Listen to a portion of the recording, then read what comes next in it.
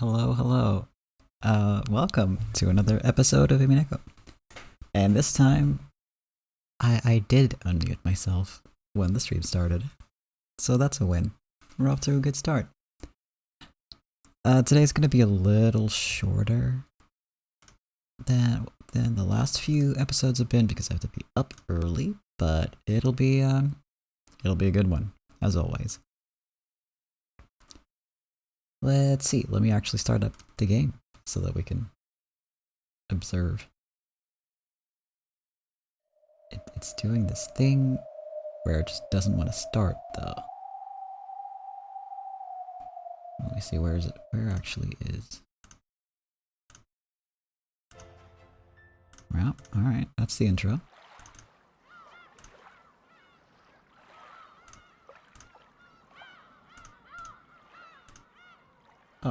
Oh, okay. There you go. Alright,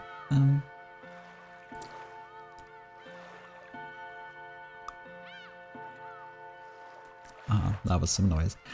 Before we start, as is tradition at this point, content warnings for this arc of the story. Character deaths, detailed descriptions of gore and body horror, child abuse, discussion and mentions of suicide, and misogyny. And, let me just, load up the game and tell you what happened last time, in case you missed some stuff or if you need a refresher. Yes, okay. I almost forgot. What happened last time was the family has been theorizing that Kinzo is in fact not alive anymore, and in order to prove this, they got into his study by breaking a window. It was actually kind of amusing. However, they do find that his study is completely empty. At which point, Erica kind of, barges in and starts kind of picking a fight with people. As she has been doing. Because what I forgot, I think that actually happened last episode. I thought it was before that, but no. The cousins, except for Battler, have all been killed. Rosa and Genji are also dead. And everyone's understandably upset about this. Hence the search for Kinzo. And Erica picking fights with everybody because she feels like, I'm the detective, I get to do whatever the hell I want. And to an extent that is actually true. She can kind of compel people to back away and not interfere with her investigations. It seems like, at least. So that's a cool trick. No, that was the week before. Yeah, that's kind of it so far. Murders happened. The family's looking for Kinzo. Erica kind of sucks. That should cover it. Now, at the very last minute of last week's episode, Erica basically said, I'm the detective. We are on a game board. I have access to pieces on this game board. And prepared to basically summon someone. Called Dlanor. It's nigh on impossible to pronounce because it's not an actual name. It's not a real name. Technically. It is now, because someone has been named this, but it's not, not a traditional name, shall we say. In any language. But yes, this mysterious character is about to appear, and I love them, and I'm very hyped. So, let's fucking go. Allow me to introduce you, Miss Dlanor. I'm gonna fuck up pronouncing that every single time, but that's okay. It looks like it's your turn. Dlanor.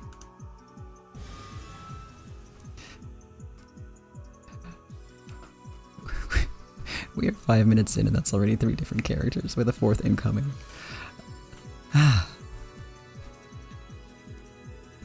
Reading this is tough. I can do this. It's fine. I knew it. I was certain you'd bring that piece in sooner or later. The 10 witch-hunting wedges. The Archbishop of Witch-Hunting, Dlanor. There's no more fitting piece for a battle against devils and demons. I have my double, Erica, and the greatest natural enemy of witches, Dlanor. I've now taken control of the 7th rank with my 2 rooks. And now you'll entertain me, Lambda Delta. And you too, Beatrice. As I watch you struggle and scramble to no avail.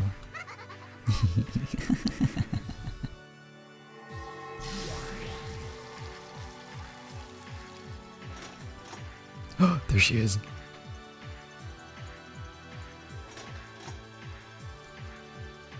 The air shone brightly, and the piece Erica had guided there showed its form. It was a form that resembled a cleric, perfect for confronting an evil witch.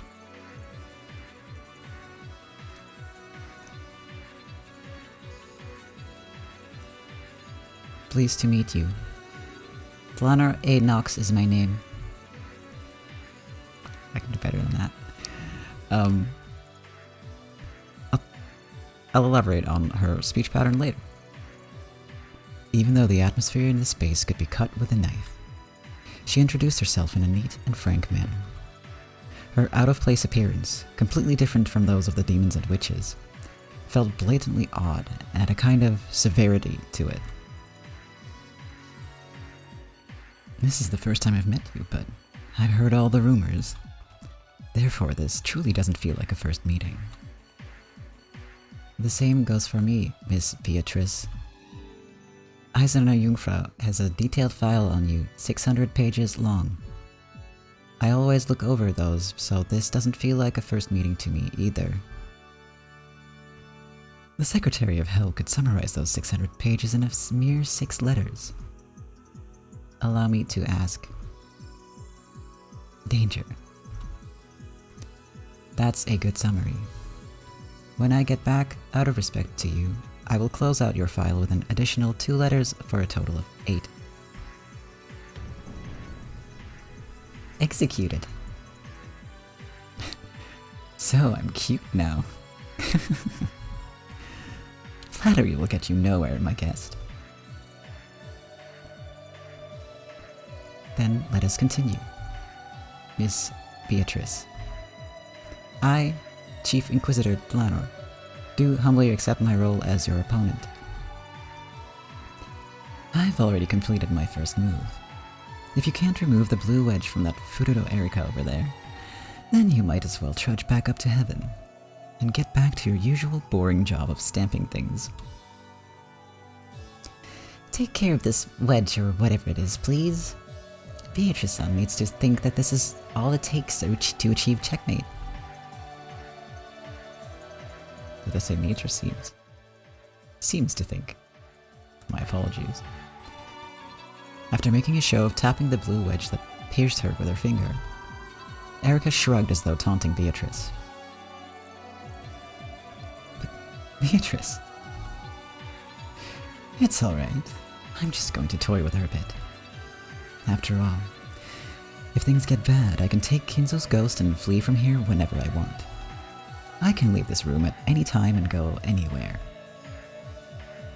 That is useless. Huh? Encountering me is equivalent to your demise. There will be no escape. No one can evade me. As you say, there's always the possibility that Father bolted awake and went off somewhere.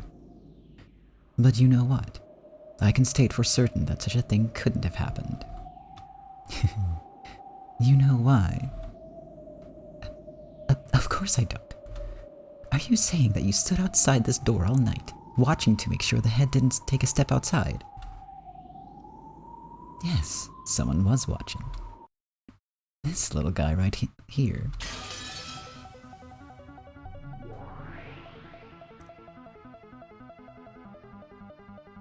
Dlanor brought friends.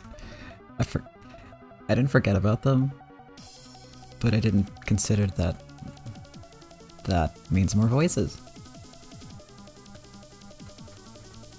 Excuse me while I drink some tea.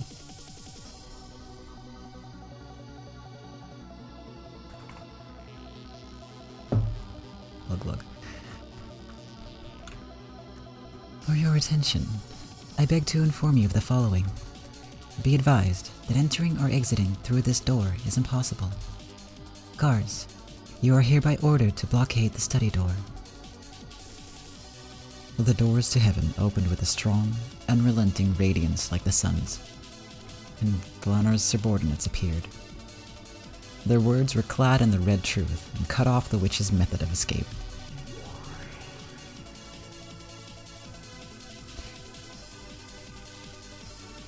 Jester 410, right here. Jester 45, right here. It has been some time, great Lady Beatrice. We were dispatched in accordance with Alliance Agreement number 1516 and their request from the Great Court of Heaven. We apologize for the rudeness that is to follow. We formed a precision blockade on the study door, yeah. I think it's best if you stay away from the door, yeah. For your attention, I further inform you of the following. From last night at 11 until the present time, the study door was not opened even once.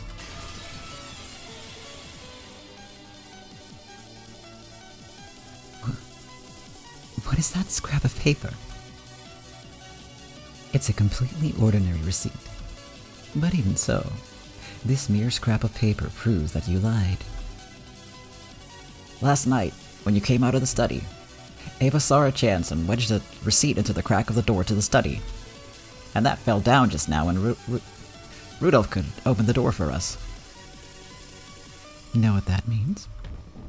In other words, from 11 p.m. last night until now, it's impossible that Father could have opened this door. What did you say? Rudolph, the window was locked, right? Yeah, that's why I smashed the glass. The other windows are all locked as well. They can't be locked from the outside by construction.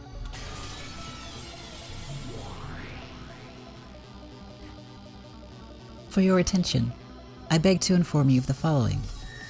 Be advised that the windows were all locked. Guards, blockade all of the windows. Guards blockade all of the windows. That's what I mean. In the name of Eisener Jungfrau, the Imperial Guard is hereby permitted to make use of forbidden weapons. Understood, ma'am. All units, clearance granted for use of forbidden weapon. Red warheads. Transmit activation code. Yeah? The password doesn't work, yeah. 410, turn caps lock off and try again. Chester troops, precision blockade for study door and all windows complete. The great Lady Beatrice is hereby warned that if anything is caught passing through these physically, conceptually, or by any other method, we will fire without warning. Data link from 4 Archangel satellites. Homing format. Verdict model conceptual guidance. And on top of that, we've got red warheads new. Impossible to shoot down, impossible to avoid, impossible to survive when hit. It'd smash even Lady Beatrice into little bits, yeah. The Jester troops had laid down a pinpoint blockade over the door and all of the windows. Escape would no longer be permitted through any of these. My. I should be doing the welcoming, but it seems I am the one being welcomed. And a courtesy call with the Chester sisters in tow, no less. For your attention, I beg to inform you that your paths of retreat have been severed. Supervisor Dlanor, let us now remove the sin and purify. Your work is appreciated, Miss Beatrice. I have had your paths of retreat terminated. You cannot leave through the door, nor can you leave through the windows. You will find that escape is now impossible. You think you have me trapped with this alone?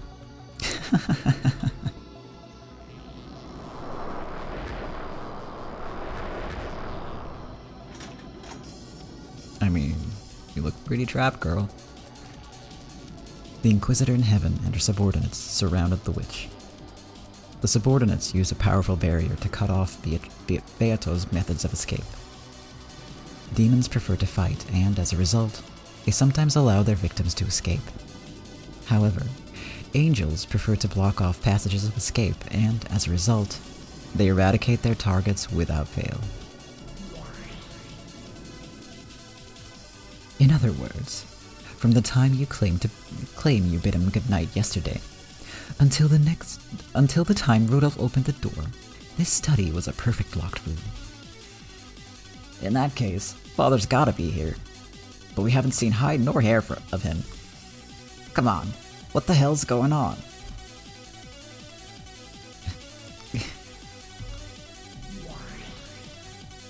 I keep telling you to calm yourself.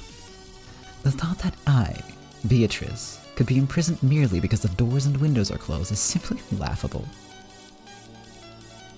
Kinzo, I was planning on playing around, but it seems our guest has no such intentions. Let us withdraw before we overstay our welcome. I would not hesitate to give up this life of mine, but for Natsuhi's sake, I cannot die yet. Beato waved her pipe and the air was split vertically. Then, a pitch-black gate appeared there and slowly opened. It was a warp portal, the same as the pitch-black holes that Gap used. In my file it should have said this. She is an elusive phantom, appearing and disappearing wherever she desires. As long as Kinzo has me, it will be impossible to capture him. The pitch-black gate opened. That gate led from everywhere and to nowhere. Both Beato and Kinzo would be sent to a place where no one could catch them.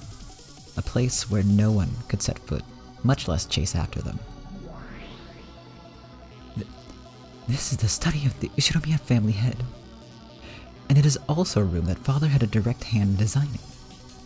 Don't you agree that there would be nothing strange about him having some mechanism for getting outside without using the door? Yes, of course. There would be nothing at all strange about the Master having a hidden door. A hidden door?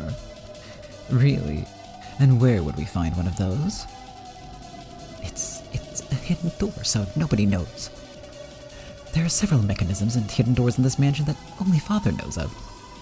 No one has seen them firsthand, but all of the people of this mansion know of them in concept, correct? Yes. It's true that there have always been rumors about hidden passages only the Master knows of. That is the sort of trick that Kinzo-san would love. And they are hidden doors after all.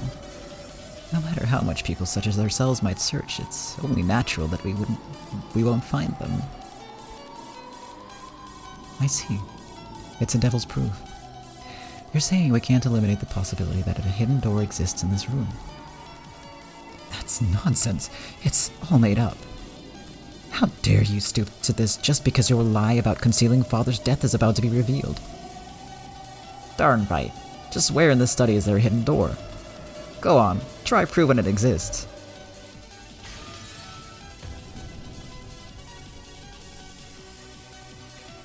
No proof is required. It's a devil's proof. The existence of a hidden door is impossible to discover or disprove.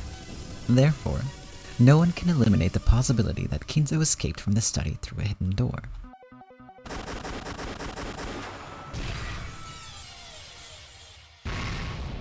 Oh shit. Oh shit. Oh my god. Wow. Holy shit, what a badass.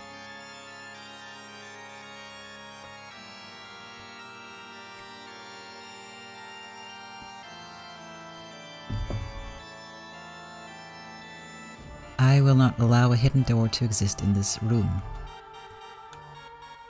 Beato's blue wedge, which had been fired off as a farewell gift, was crushed with a flash of Dlanor's longsword, and the pitch-black gate was crushed as well. And it wasn't just crushed visibly and physically. From that moment onwards, the warp portal which conceptualized hidden doors had been destroyed forever. How can someone like you, who is neither the owner of the study nor the game master, use the red truth? And what was that? What do you mean you will not allow hidden doors to exist? It's because that's what defines a mystery. Knox is third. It is forbidden for hidden passages to exist. You can't have any hidden doors in the mystery genre. I'm terribly sorry.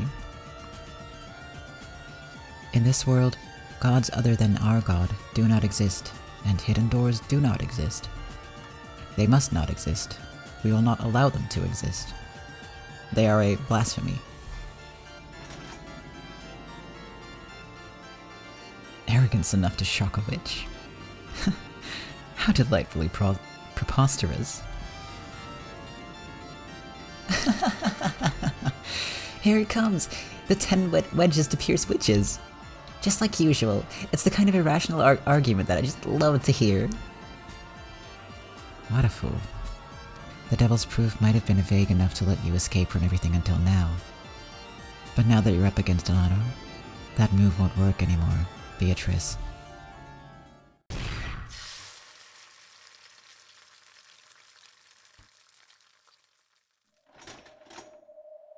As I thought, you're no different from any ordinary witch. I am disappointed. Beato, it seems, after all, that this is not an opponent who will allow us an easy escape. Please do entertain me, Beatrice-san. You should at least serve some tea for your guests. It doesn't even matter if it's third rate. How did Kinzo-san escape from this locked room study? Educate me with your blue truth. Very well. Make sure you don't regret it. It's possible that, after slipping out the door, Kinzo noticed the trick with the receipt and correctly returned it to its original place.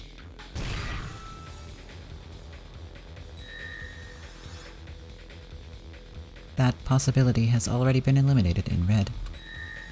After 11 p.m., the door to the study was not opened even once.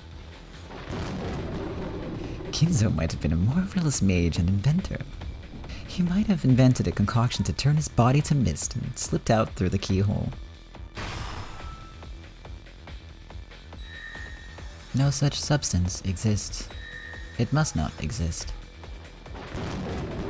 Maybe he invented a teleportation device. That possibility is impossible to eliminate because of the devil's proof. Such a machine does not exist. I will not permit it to exist. Oh, so you can examine every chemical substance in the world. You can rule out the existence of unknown scientific devices. There's no way you can. It's a devil's proof. You cannot rule out their existence.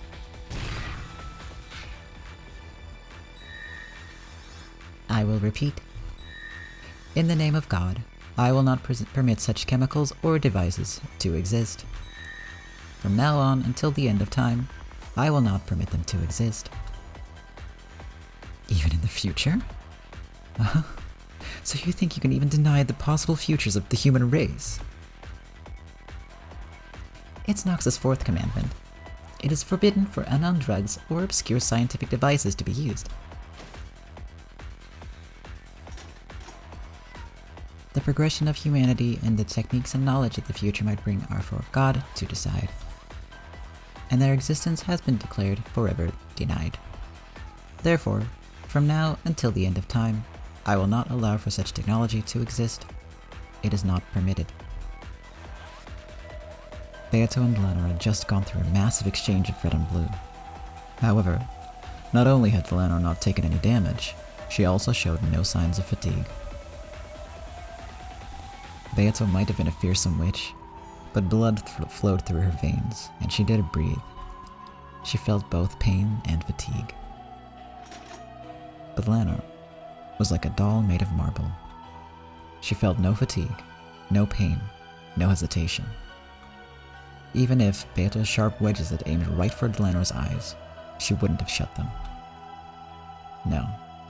It was doubtful whether she ever even blinked in the first place.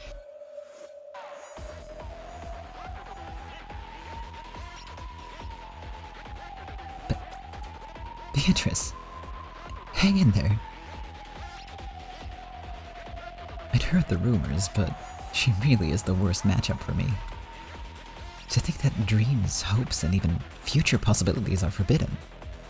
The arrogance of the gods is overwhelming. I'd expect no less from a witch hunt executioner. It seems we'll never be able to drink together.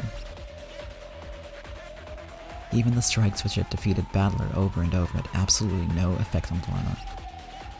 She had expected that already, more or less, but she hadn't expected to be repelled so easily. Quite a formidable opponent. Oh my. So even the great goldsmith has gotten old and decrepit. Hearing those words come out of your mouth is rarer than seeing two comets in the night sky. I'm not decrepit. I'm already dead. That's true.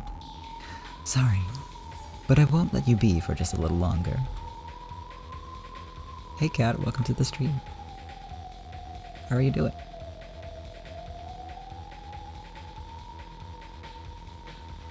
I'm just finishing up my tea.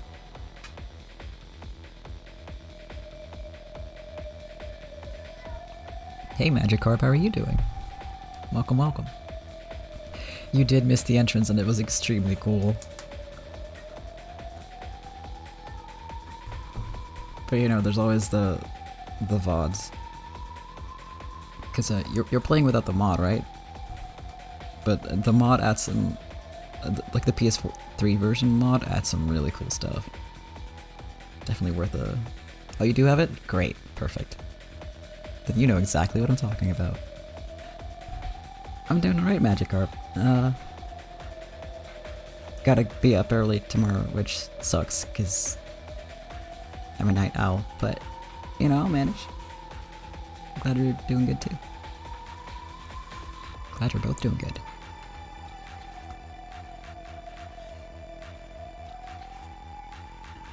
Things are, tense in this story. But like in a good way. Beato experienced something she'd only rarely felt during her entire life.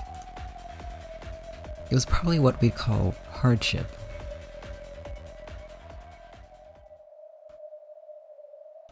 As Natsuhi tried to comfort her, Beato quietly brushed aside her hand, and she regained her posture again, showing off her witch's pride and her continued readiness to fight.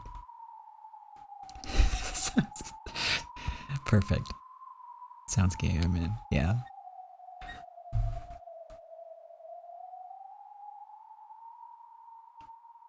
Again, great emotes. Is that all? There was no need for me to be present. I am disappointed. I'm not done yet. I was just testing a few moves just now. I was only trying to measure your abilities. It is foolish in the extreme. Know your place, Golden Witch. Lady Beatrice.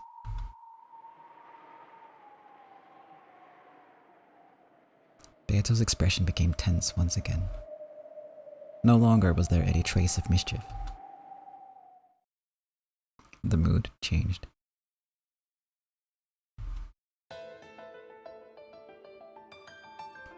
The time for playing is over. Here I go.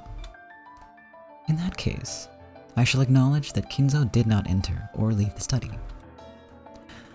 Why don't I accept your locked room?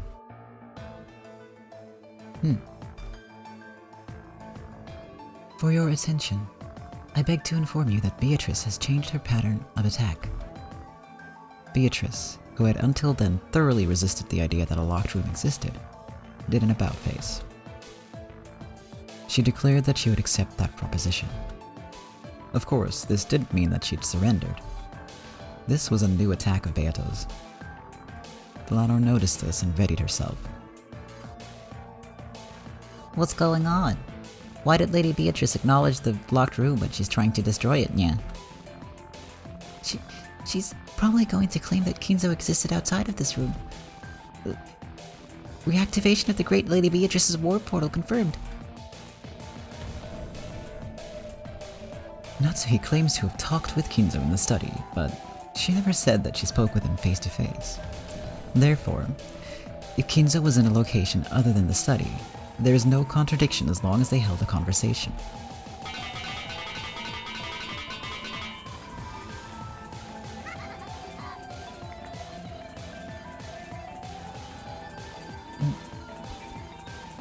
After bouncing at an erratic angle, the witch's stake pierced the top of Dlanor's foot.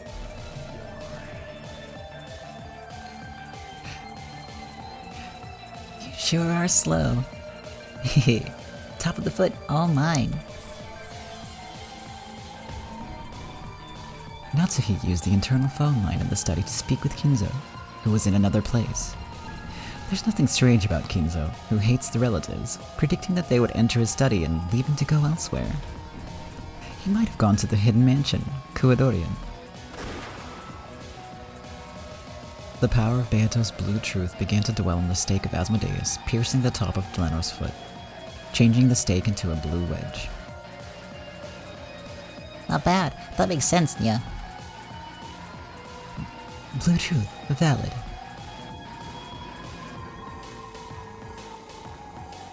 I love her. A cyclone of gold butterflies swept up with Beato at its center. The magical power of the pitch-black gate that had been smashed was once again refilled. If she could hold Dlanor off here somehow, this time, she would be able to warp Kinzo out of the study, all the way to Kuadorian. Dlanor moved clumsily, trying to pull the blue wedge out of her foot, but it didn't even budge. Of course, Beato didn't miss this chance. No witch would. I have more, so prepare yourself. There's a chance that the Kinzo mentioned by Natsuhi does not refer to the person himself. The Kinzo spoken of by Natsuhi might have been another name for this room. Kinzo had taken refuge in Kuadorian and was impossible to contact. Perhaps Natsuhi called this room Father, and by contemplating inside of it, she felt as though she had received some sort of revelation from Kinzo.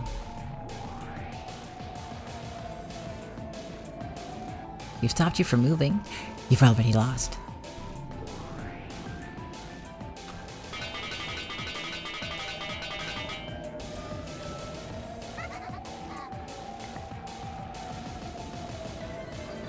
Beelzebub's blue wedge pierced the base of Dlanor's neck.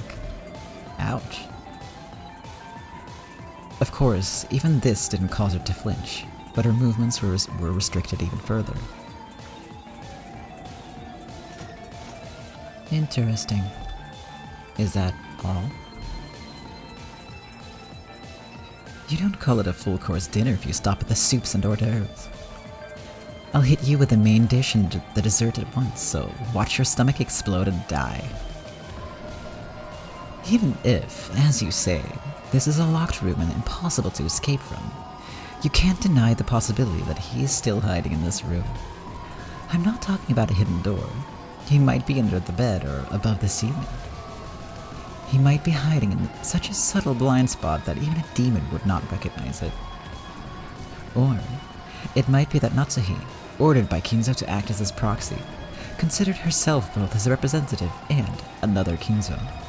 In other words, it's possible that Natsuhi was also Kinzo. I've got plenty more. At 11 o'clock last night, Kinzo escaped out the window. Natsuhi watched him go, and then locked the window. This doesn't lead to any problems. In fact, it might be the most beautiful blue truth yet. How's that, Dlanor A. Knox? There are any number of ways to escape from this locked room. Maybe he is in that suit of armor. That's a perfect hiding spot. Know your foolishness in trying to oppose my master. There's no need for you to argue back. Just suffer death here and sleep for all eternity.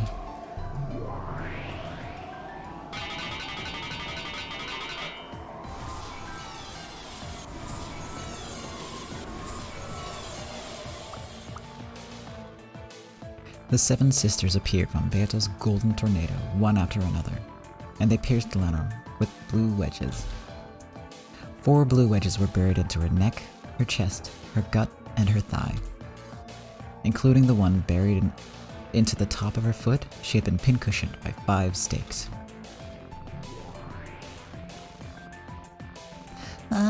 Beatrice-sama, what about my turn? I'll use you if I think of any more. Be quiet for now. How's that? Dlanor the witch hunter. After skewering so many witches in the past and burning them at the stake, how does it feel to have the tables turn and be skewered by a witch? They were all ridiculous arguments, but they came fiercely, one after another. Though a total of 5 wedges pierced Dlanor, her expression didn't change in the slightest. However, her movements had indeed been limited. Ah, witches sure are scary, Nya. You can't beat twisted logic, Nya. They don't violate the Knox Decalogue. They're all valid.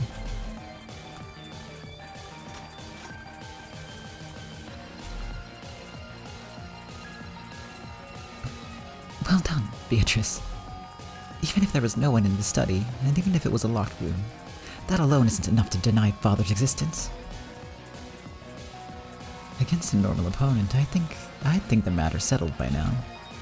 But this is Dlanor, Chief Inquisitor. This ruthless woman even killed her father when he violated the 10 Commandments. Kinzo, now. Now that Dlanor had been pinned down, this was their last chance to recover their magical power and escape. Once again, a pitch-black gate began to rise slowly in front of Beato and Kinzo. Though the gate had once been opened by simply drawing in the air, it wasn't so easy in the study now, filled as it was with the power of denial. Do you see now, everyone? No matter how much you question the state of the study, the truth of Father's good health remains unshakable. Oh, very bold words. I suggest you don't forget that you and I are both also a part of this battle. I cannot fight against witches, but I can fight against you. Uh-oh. Erika grinned at Natsuhi with a smile more demonic than a real demon's. Natsuhi-san, let me ask you again. Are you sure that last night you spoke with Ushinomiya Kinzo-san in this room? Yes. I have said repeatedly that I reported the day's events to him and bid him good night. This may be a strange thing to ask, but since it's needed to prove your innocence, please answer me straightforwardly. Is this Kinzo-san you speak of the same Ushinomiya Kinzo-san we are all thinking of? It isn't a different person or thing with the same name, is it? I'm not really sure what you mean. It's like this. You didn't, for instance, start calling this room itself Father after Father's death, right? That's what she's asking. You said you gave a report of the day's events to Father before bed, right? That doesn't mean you were here alone, delivering your report directly to the wall of the study and addressing it as Father, does it? How rude! Nothing of the sort happened. Father is Father. He's in good health. And I most certainly gave him a report and said goodnight to him in this room last night. I'm not trying to trick you or talk my way out of anything. I see. In that case, can you repeat what I tell you to? If you aren't tricking or deceiving us in any way, you should be able to repeat my words. Fine. I'll repeat whatever you want. Repetition requested. Ushinomiya Natsuhi, at 11 o'clock last night, spoke with Ushinomiya Kinzo in this room, where he was also present. I, Ushinomiya Natsuhi, at 11 o'clock last night, spoke with Ushinomiya Kinzo in this room where he was also present. Good. Then I'll ask one last thing. Seriously now, Natsuhi-san. You didn't do anything such as throwing Kinzo-san out of the window after your conversation and locking the window behind him, I presume? Because everything still makes sense if you did. Why would I send father out through the window? This is intolerable. This mockery is intolerable. For your attention, I beg to inform you of the following. The Kinzo Natsuhi mentions refers to nothing other than Ushinomiya Kinzo. For your attention, I beg to inform you of the following. Natsuhi claims that she was face to face with Kinzo in the study at 11 p.m.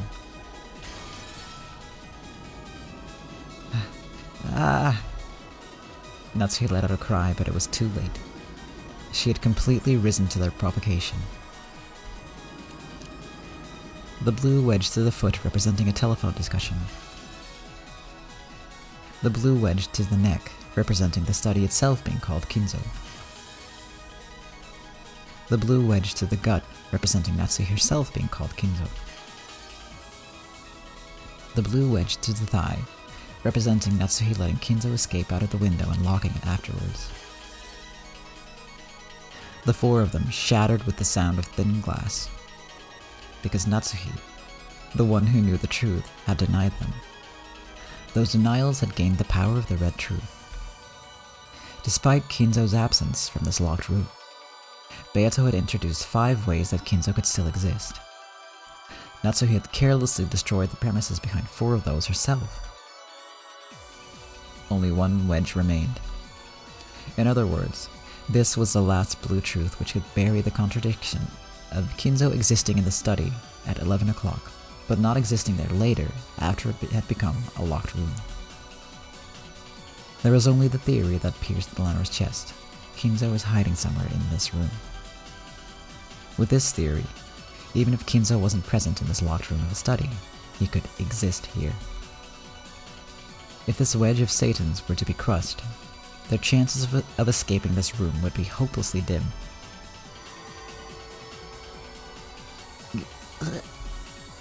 Beatrice-sama, quickly, escape while you still can. Dlanor slowly grasped the final wedge, which still pierced her chest. Her vice-like grip seemed to be causing Satan intense pain, and as though all the bones in her body were being broken. Don't. Stop it. She's my favorite. All that remains is this one wedge. It was about Kinzo hiding somewhere in this room, correct? I am the detective, and I have searched everywhere. Even if I haven't found him, just where do you suggest he is hiding?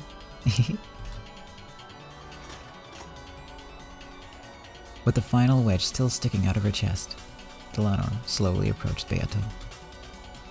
If this wedge was taken out, then...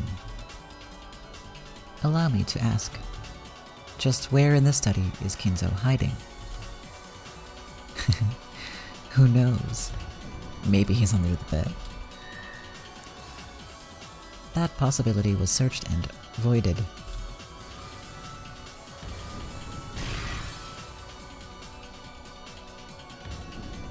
Maybe he's in the bathtub. Searched and voided.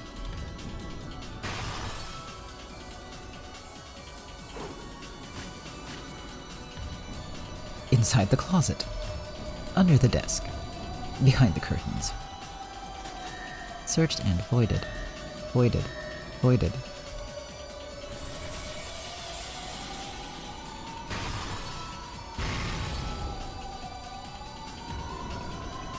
Behind the bookshelf.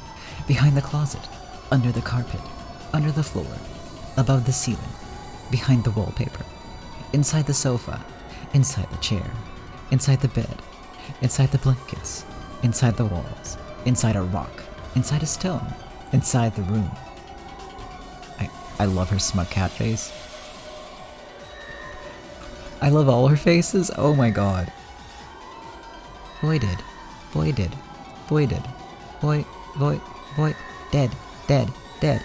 Void, void, void, void, void, void, void. Death, death, death, death.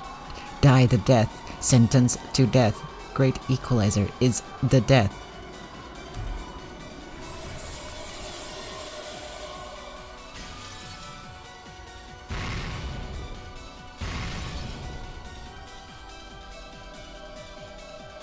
No locations would work against Dlanor by this point.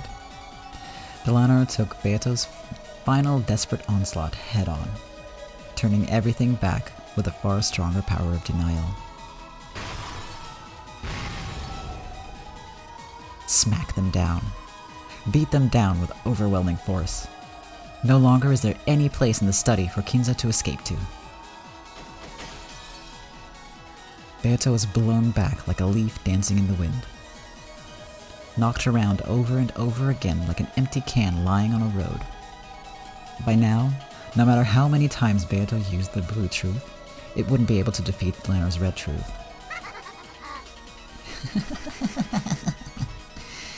You witches are truly pitiful beings. You just try to talk your way out of things endlessly in an attempt to cover up the truth. Let me borrow Dlanor's words. I'm disappointed, Beatrice-san.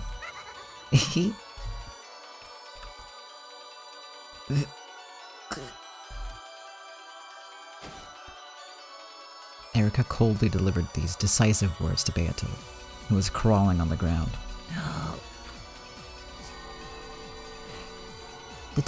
Detective's authority. The detective has the right to inspect all crime scenes. And I have exercised that right. Therefore, I can say this. Kinzo-san is not inside this room. Furthermore, this room is a perfect locked room. From the above 2 points, I can state this fact. This room has been uninhabited all along. Natsuki-san was lying about having met Kinzo-san here last night. And that is checkmate, Beatrice-san.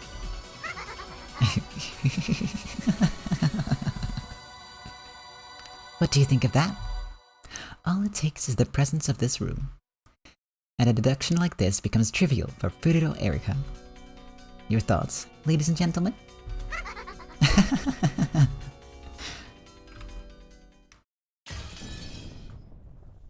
At these words, the final wedge shattered. And at the same time, the pitch-black gate which was about to open shattered once again. This time, the warp portal had been completely destroyed. No longer would Kinzo be permitted to exist in this room, or escape from it.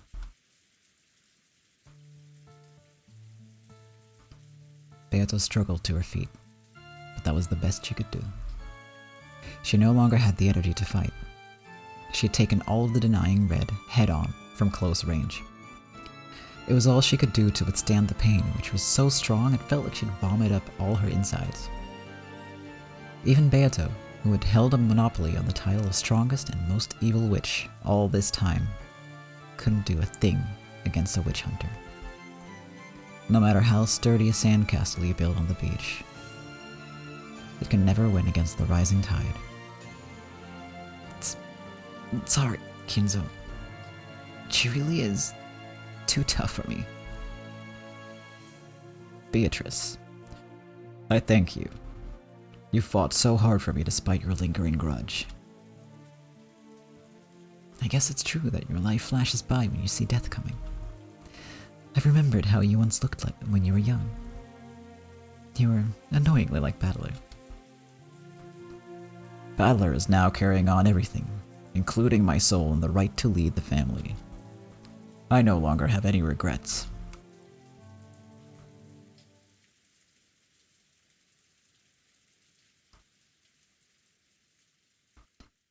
Battler, my apologies.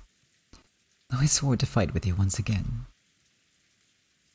I must settle my accounts with something like this. How pitiful. To Beato, it seemed as though Battler had met her gaze. There was no way he could have. This Battler was the peace Battler. There was no way he could see Beato in this higher level world. However, his eyes really did meet hers. Even though they couldn't have, Beato was sure they did.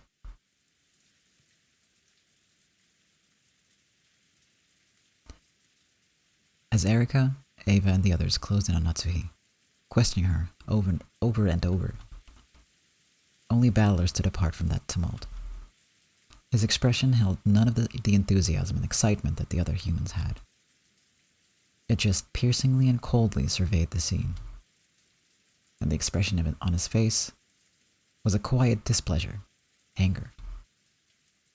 He wasn't feeling compassion for Natsuhi because her lie was about to be exposed.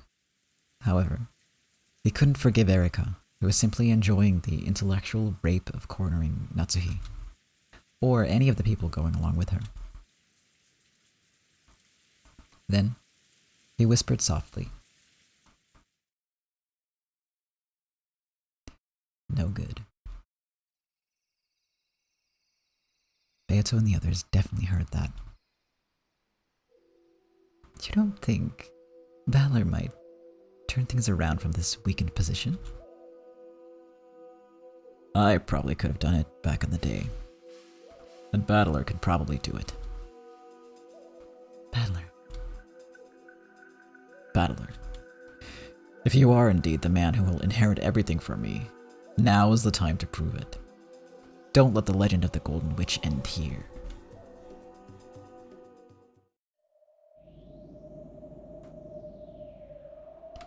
It's true that I met Father here last night. It's true. And he spoke to me of the Ushinomiya family's glorious history, as well as the burden of bearing it. Your lie has already been exposed, Natsuhi-san. We already know that you were alone in this room last night. Would you please give this up now and lodge into your confession? The culprit's refusal to capitulate is proportional to the poor quality of her mystery. At least show me that this third-rate mystery had some redeeming qualities in the end. Yeah, this is no good. No goddamn good at all. Battler, who had been silent off by himself up until then, finally spoke. At first it sounded as though he was attacking Natsuhi. However, when Erika realized he was glaring directly at her, her expression visibly clouded with displeasure. Exactly what is no good? If the mystery is third-rate, then so is the detective. I cannot pronounce detective today. Detective, there we go. Oh boy. Listen up. I'll be grandfather for you. Battler. You'll be Kinzo-san. Are you saying you'll become Kinzo-san to reenact his disappearance from this room? You can't possibly intend on denying my checkmate. That's ridiculous. What is this man saying? Hey, no girls. Is this your first game here? Sorry, but calling checkmate after something like that is no good. Yeah, it's no goddamn good at all.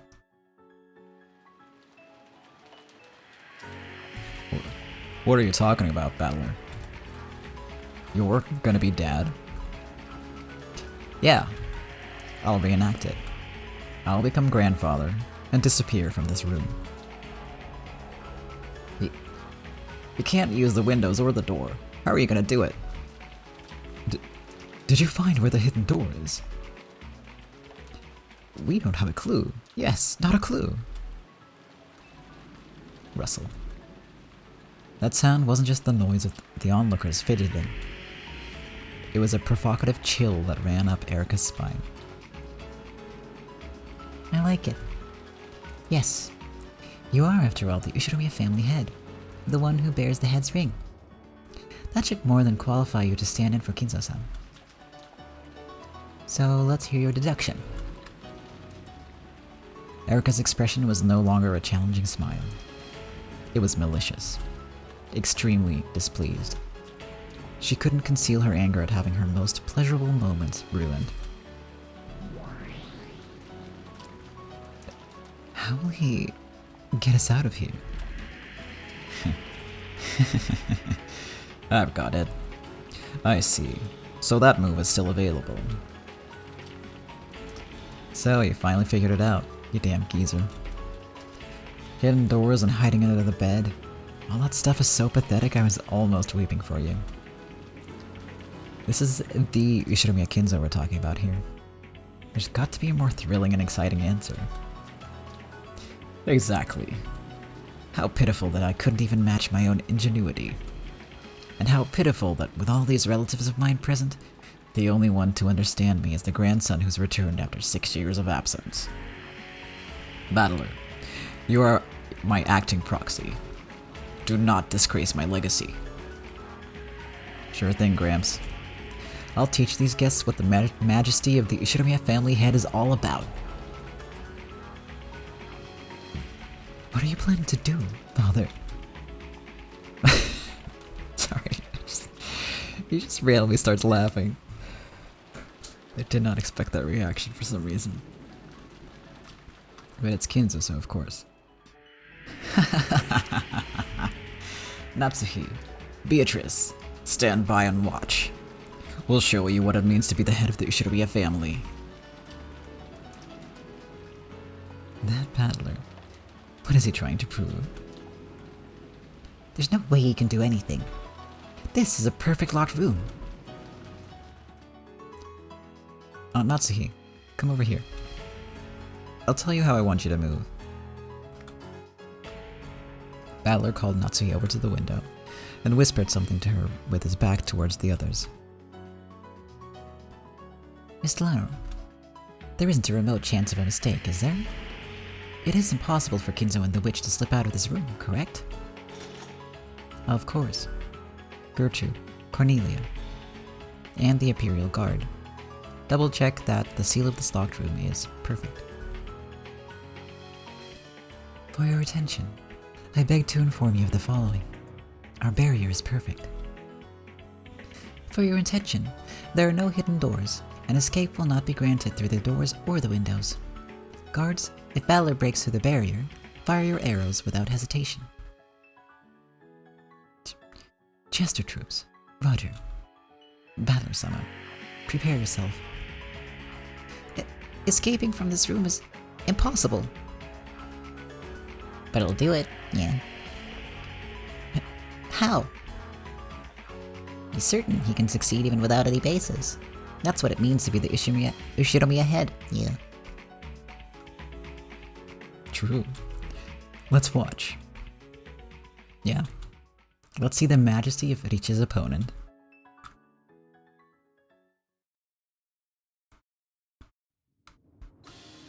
Then I'll begin. Everyone nodded and watched Balor's every move. So, I'm grandfather, and I was lying in bed like this, grunting my understanding of Aunt Natsu's report or whatever. Balor laid down on the bed himself. As if it still mattered now, Erica grumbled about disturbing the crime scene, but no one listened to her. Then, I stop answering and fall asleep. Well, realistically speaking, I probably get tired of all that talking and I pretend to be asleep. You know me too well. I see that Father's gone to sleep. Bow silently and leave. Natsuhi lowered her head to Battler, who was still lying down in the bed, and turned around. Then she started wandering around, as though doing an inspection of the room. Wow, he looks so smug. After seeing Grandfather go to sleep, Aunt Natsuhi apparently performs an inspection of the room before leaving.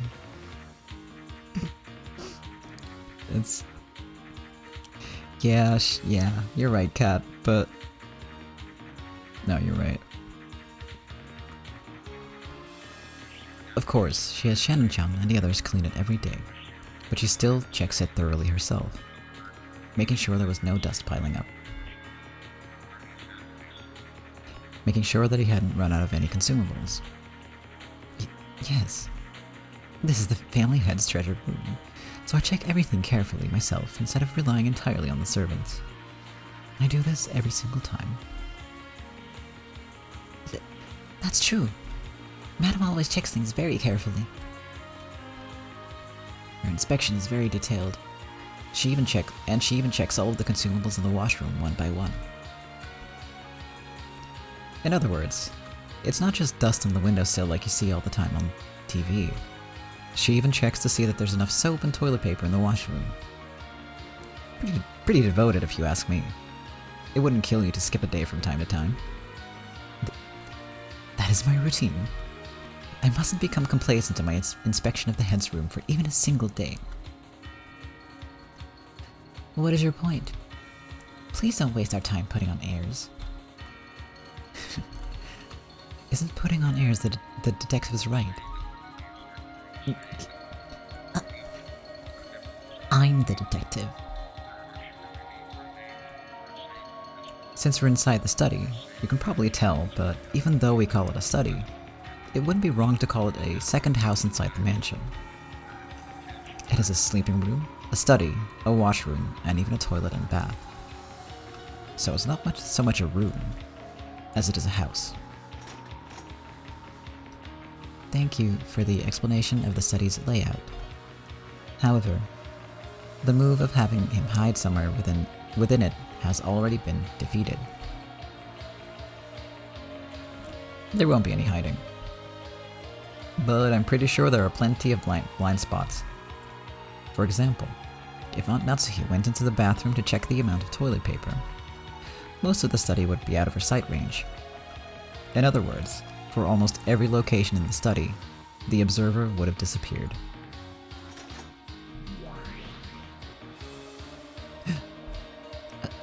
Observer disappearance.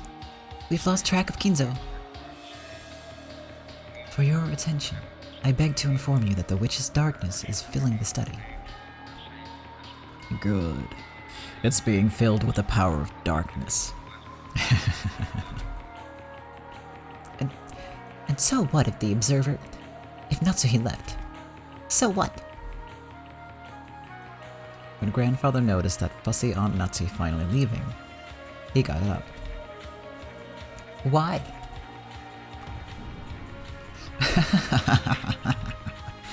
On a night of madness such as this, nothing goes better with a drink than enjoying the mad weather of the night sky.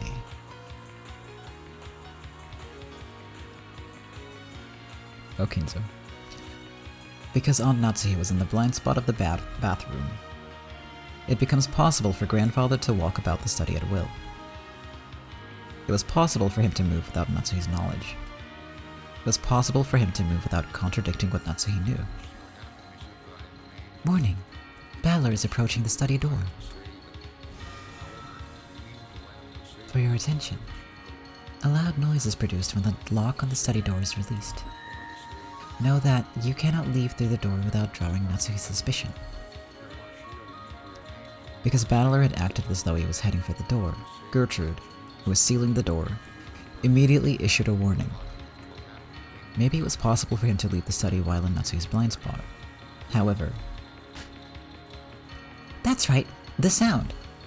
We know there's a loud sound when the autolock is released.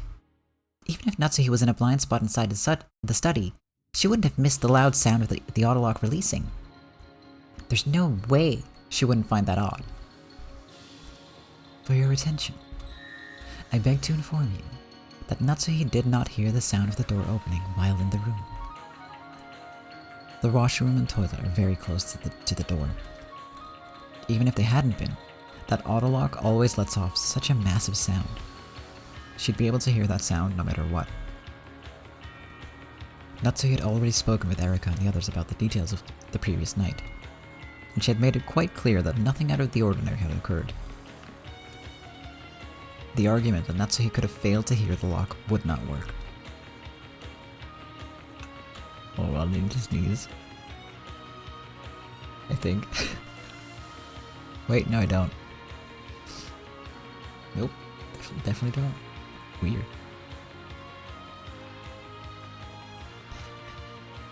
Anyway, exciting. Thank you. I'll save the blessings for when I actually sneeze. Ridiculous. Yeah, it's like one of those where it's like you think you're gonna sneeze and it just does not happen. You know the ones.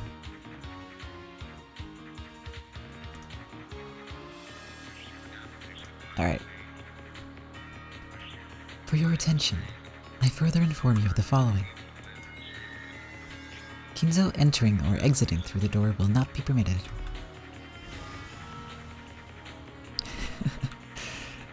We'll see, I'll let you know if it actually ends up happening.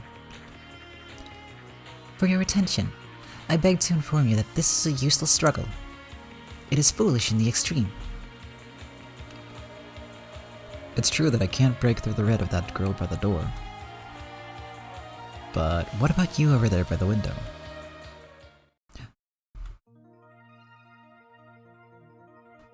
Turning his back to Gertrude, who claimed that leaving through the door was impossible, Balor locked his gaze on Cornelia, who stood in front of the window. Make sure you hold that barrier of yours up tight, or else you're gonna be sent flying. By now, Balor's target was clear. It was Cornelia. And it was the window. He was going to smash this locked room from the window. Not expecting to be chosen as the target herself, Cornelia was overawed for just a second, but she quickly regained her composure. Although it was rare, it happened sometimes that a witch struggling to flee would directly target the one setting up the barriers.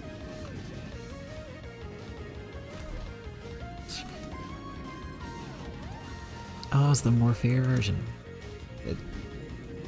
Sorry, this version sounds a little different than I'm used to.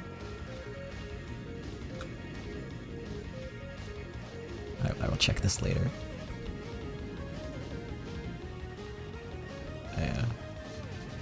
Yeah, music nerd, sorry. And it was always the witch's last futile resistance at the brink of death. For your information, I beg to inform you of the following. Balor's target is you, Cornelia. I ask that you be on your guard. It is foolish in the extreme. God have pity on this foolish lamb. Lamb? Lamb. I'm no lamb. The head of the Ushiromiya family is an eagle, even if he only has one wing. Don't think that you can keep me shut up in the study forever with just a flimsy window like that. Starting from a low posture, both silent and supple, Balor ran forward like a white leopard.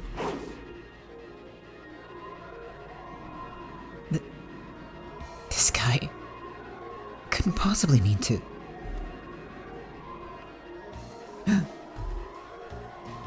This is...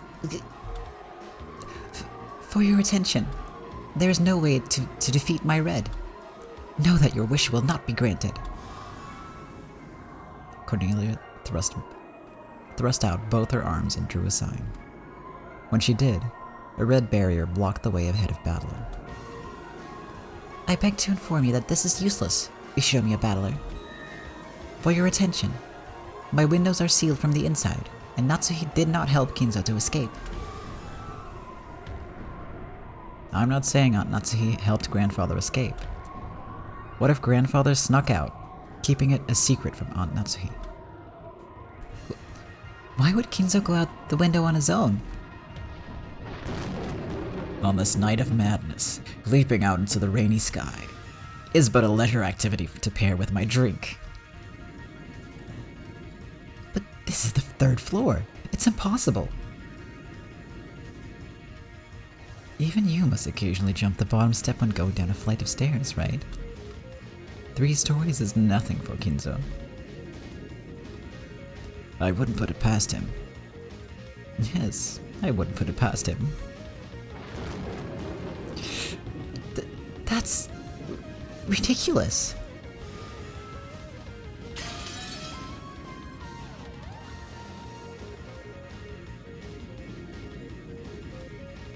Blue cracks appeared in Cornelia's red barrier, and it shattered with a crisp sound.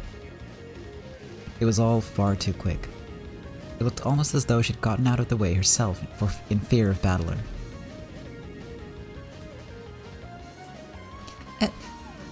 Endless 9. Magic resistance, Endless 9. Cornelia-sama, you can't block it. Retreat.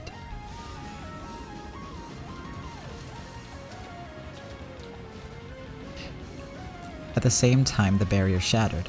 The window behind Cornelia's back was flung open. The curtains fluttered for just an instant. Though it was all filled with rain, the heavens and the courtyard were spread out in front of them. A fitting exit for an eagle leaping from this locked room. Cornelia, reapply the barrier. As you wish, Supervisor Dlanor. Know that you will not succeed in breaching this window. Cornelia quickly came back to her senses and set up another red barrier. However, this was the last one. For your attention, I beg to state the following. Let us temporarily assume that Kinzo did escape through the window. In that case, how did he lock a window which cannot be locked from the outside? The window was locked from the inside. No good. Yeah, it's no goddamn good at all. Is that Zenzen Damide? Hold on. I just realized that this is different from the... Sorry, again, nerdery. Because in the other translation, like the other... In the first 4 arcs, he said something different. And I can't stand it being different now. Like, no goddamn good? Nah. That's not what he said. But what did he say? Why do I not remember this?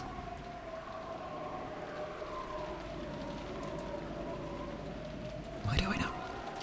It's useless. It's all useless. Yeah. Oh, God.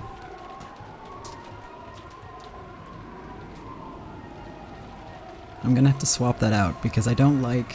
It's no goddamn good at all. It just... I don't know, it doesn't... It just sounds weird because he doesn't really swear all that much, and that was like he's just saying goddamn left and right. It just feels out of character. Yeah, I also prefer the original version. Speaking of like talking and speech patterns, I was gonna elaborate on Dlanor a bit. I'll turn the music down a little so you can hear better, because they tried to make him cooler. Yeah, they should not have. He's a nerd. Dlanor speaks in... her last words are made in all caps. In Japanese, she finishes sentences with desu, which sounds like the Japanese word for death, which is why she goes on these, like, die the death, the great equalizer of the death sort of rambles.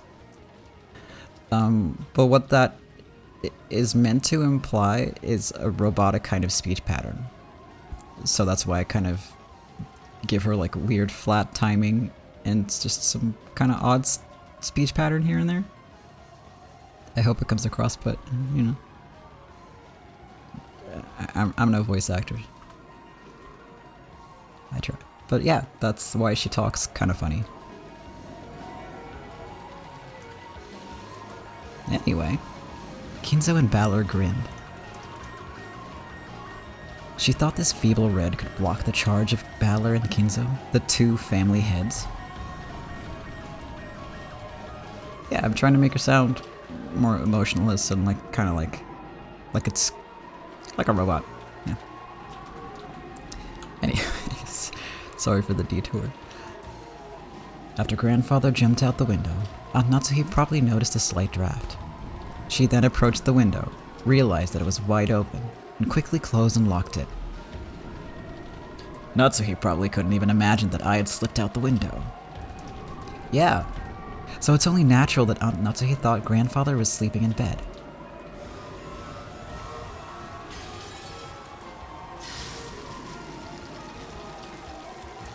Well, thank you, Cat. I appreciate it. Now that Balor had found the answer, the red barrier was more fragile than thin glass.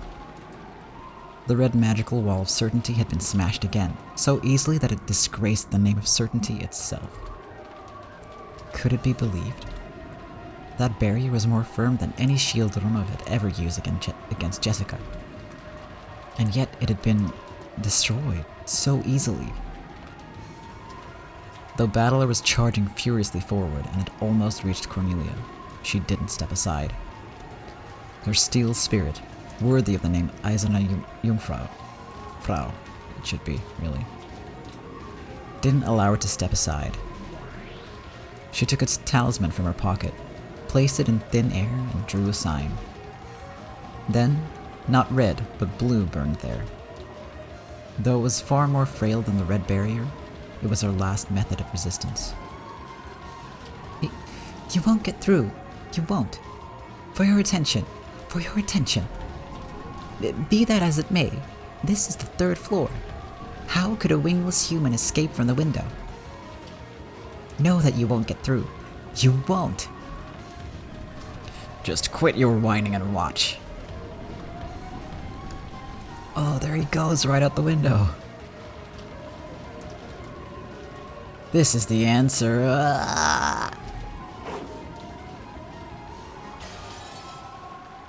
Balor flew.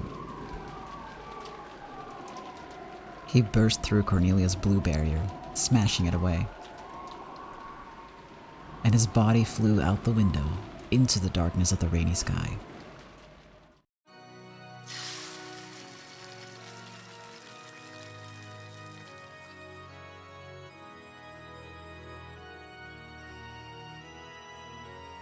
I'm so proud of our boy.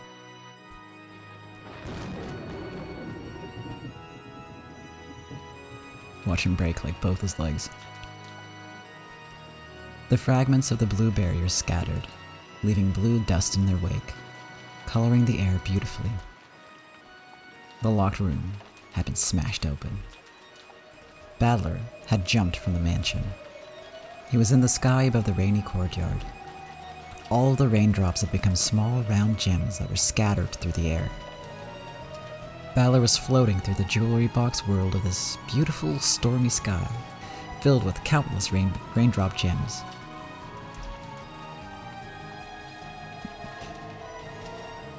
Yeah, let's hope so, Cat.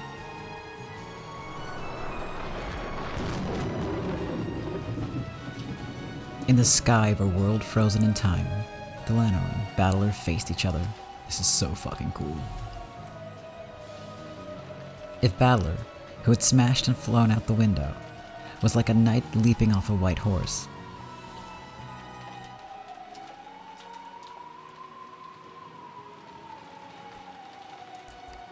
then Dlanor, who floated in the air waiting for him, was also a knight. In the air above the courtyard, surrounded by the Ushinomiya mansion and frozen in time, the true new head of the Ushinomiya family and the disciple of heaven who would test him crossed paths. Brilliantly done. Whether you live or die when you fall into the courtyard, it does not change the fact that Kinzo could have broken out of his locked room. You are a true martyr, giving up your life to jump. You did well to break our locked room barrier. I am impressed, Ushinomiya Battler. However, I am Dlanor A. Knox, Chief Inquisitor. I cannot allow you to escape out from under my nose. Now, at the end, allow me the honor of crossing swords with you. Sure, bring it on. This game isn't as easy as it looks. In this world where the gems of rain fell slowly like large snowflakes on a snowy field, Dlanor and Battler slowly crossed paths.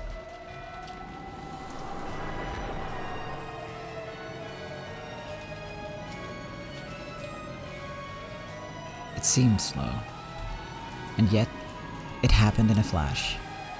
Their gazes crossed and clashed like lightning. When night confronts night, it is always head-on and decided in a single strike. Blue and red crossed paths.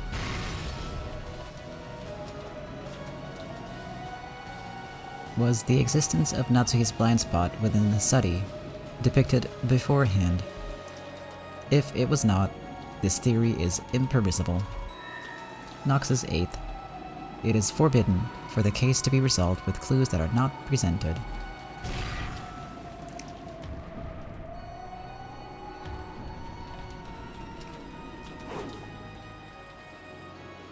Dlanor's double strike with both the blue and red blades sliced at Battler.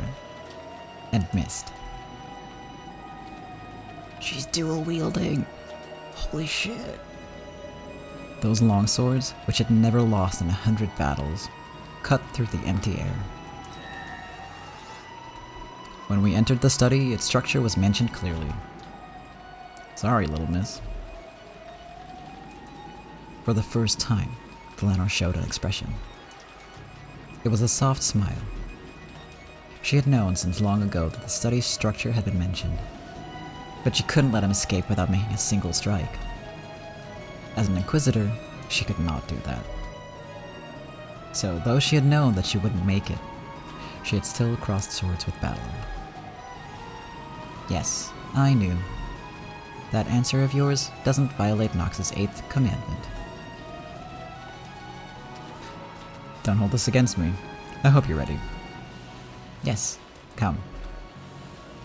In Battler's hand was a blade that shone red. That blade etched out the truth, the red truth. It wouldn't be an exaggeration to say that Kinzo's study was a small villa he had created inside the mansion. A study, a book archive, a place to sleep, and a bathroom and washroom. It was divided into multiple rooms. That was already presented. And it suggests that room-sized blind spots can exist within the study.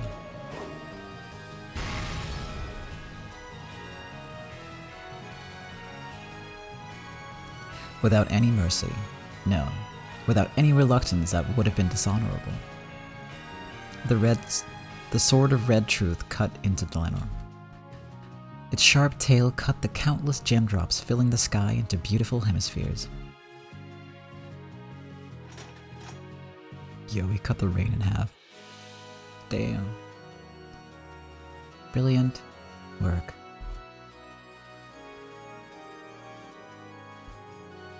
Time exploded into life.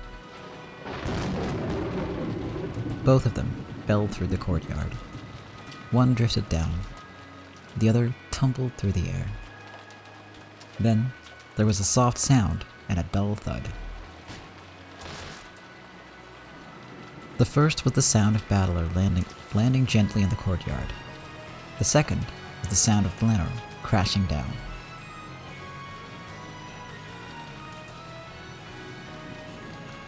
After crouching down for a while, Battler slowly stood up. Though he had jumped down from the 3rd floor, he had landed as lightly as though he had merely jumped over a fence. But Battler... Beato leaned out of the study window, looking to see if the supposedly wingless Battler had landed safely. Beato! Come on, jump! Huh? That window is our way out. So jump. You aren't the kind of witch who'd let herself be trapped inside a locked room. The study was no longer a locked room. She could jump from here, escape from here. The locked room which had threatened to capture the witch and suffocate her had now been destroyed. You too, Kinzo. Go. From the moment Battler showed his answer, my spirit had already escaped from this room. Kinzo's form became a group of gold butterflies and disappeared. The locked room barrier had dissolved, and the power which denies magic had scattered. Beato ran towards the window. That was the only exit from the locked room of this witch hunt.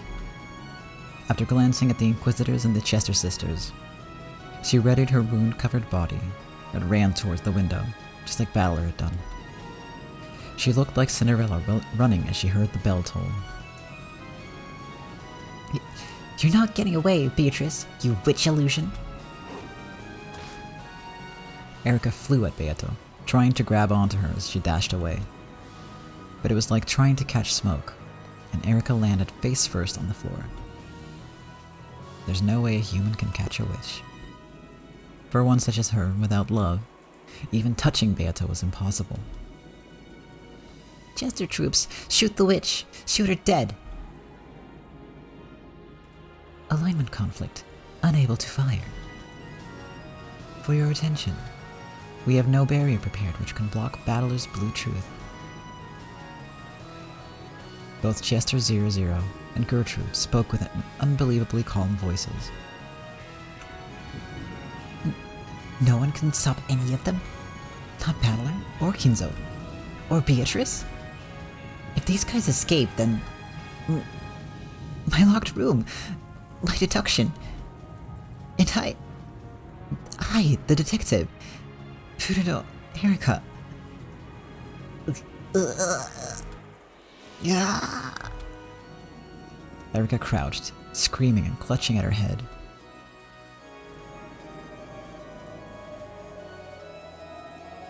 You're the great Golden Witch. You can't be defeated by something like that geezer's grubby study. It's still just the first Twilight. Show these newcomers that your game isn't that easy.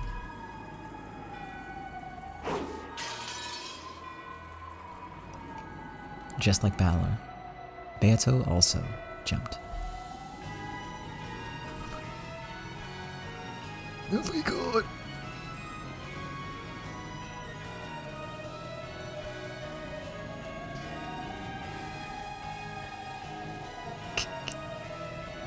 Well, and that's the end of the series. That's all we need. I know it's coming up, but I would prefer to end it just here. You know, with the pretty art.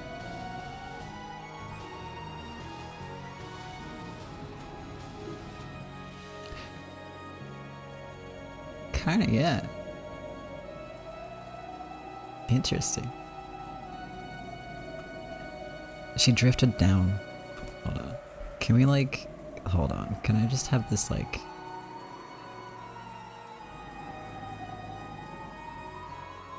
Hold on. Let me save in case that button doesn't do what I think it does. There we go. That's the stuff.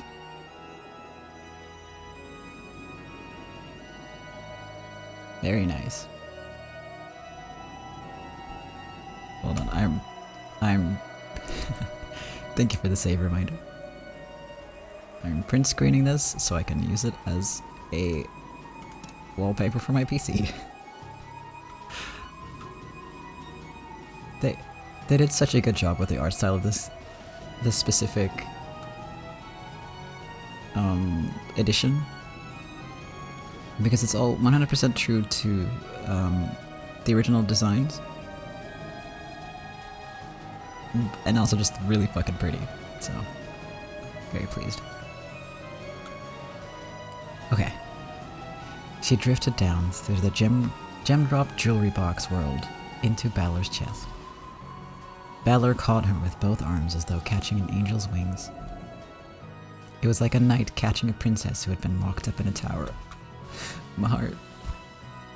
Like a beautiful picture of a scene in some fairy tale.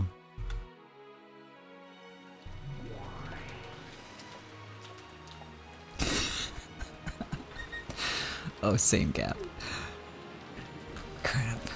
I think I'm in love. Are all the Ishidami family head guys like this?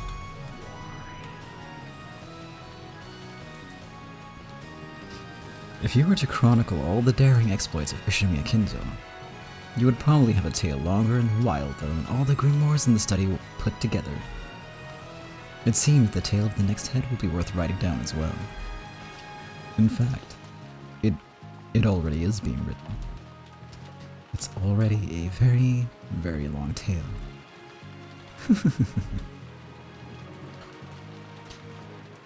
The demons giggled on top of the roof, holding umbrellas. Then, they quietly looked down over the two in the courtyard.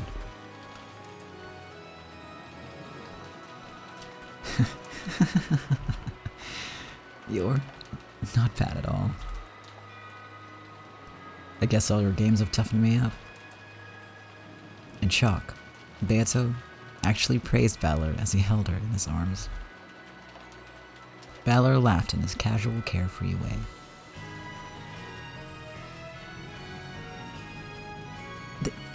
This is impossible. Impossible. Erica looked down from the window and clenched her teeth, still clutching at her head.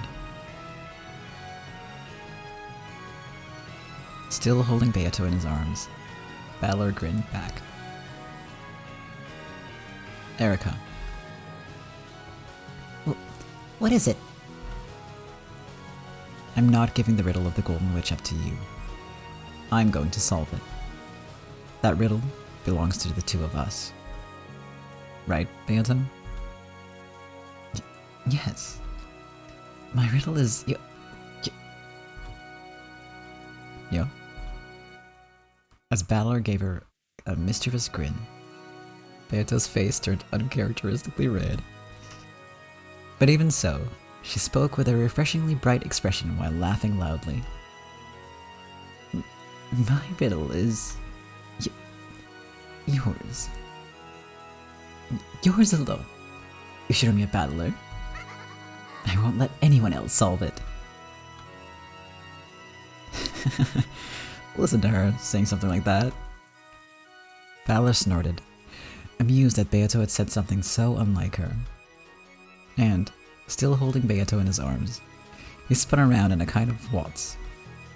The falling gem drops celebrated their overcoming of this trial. I think at some point the real battler stepped in, which is great. Because yeah, I think initially it was the other one, but now it's not. Hey Soph, how are you doing? Welcome to the stream. The weekly Wednesday stream where I read a long book. He jumped down from the 3rd floor, unharmed. He jumped down and escaped from the locked room. This is ridiculous. This isn't reasoning. It's insane. Oh, is she angry? Yeah, doing great and having a good stream. And I'm glad you're doing good. If Ballard had at least been seriously injured and writhing in the mud, Erica might still have had some ground to stand on. She might have been able to claim that Kinzo couldn't have jumped down with his old body and gotten away unscathed. However, Ballard stood calmly in the courtyard, looking up at Erica with the dignity of the victor. Oh my god, she's crying. Let me ask all of you again. This can't be possible, right? There's no way a human can jump out of a 3rd-story window and land unharmed. Isn't that right, everyone? Much less Kinzo-san. Jumping down from the 3rd floor at his age, there's no reasoning behind this. Erica tried to get everyone's agreement and somehow turned things around. But their responses were no different from how they had been a short while ago.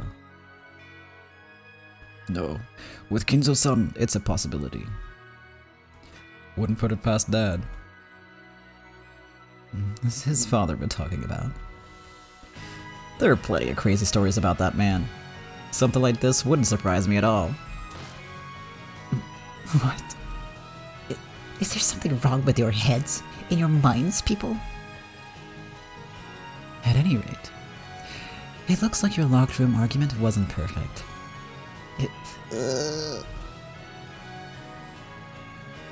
Not only the servants, but the family members also agreed.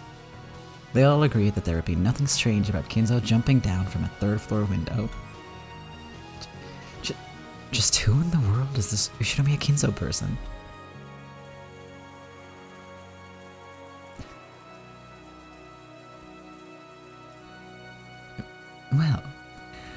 give you 60 points. Kinzo would have done it with a bit more flash in his younger days. It needs some more tweaking.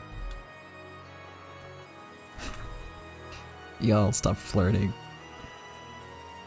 Oh, and how much should it be tweaked? Well, he might have jumped down with me in his arms. Got it. Next time we do this, I'll jump down with you in my arms. I'd like to see you try. Yeah, I bet you would. Beoto's voice went very shrill and she gulped. Then, her body suddenly became a group of gold butterflies and crumbled away.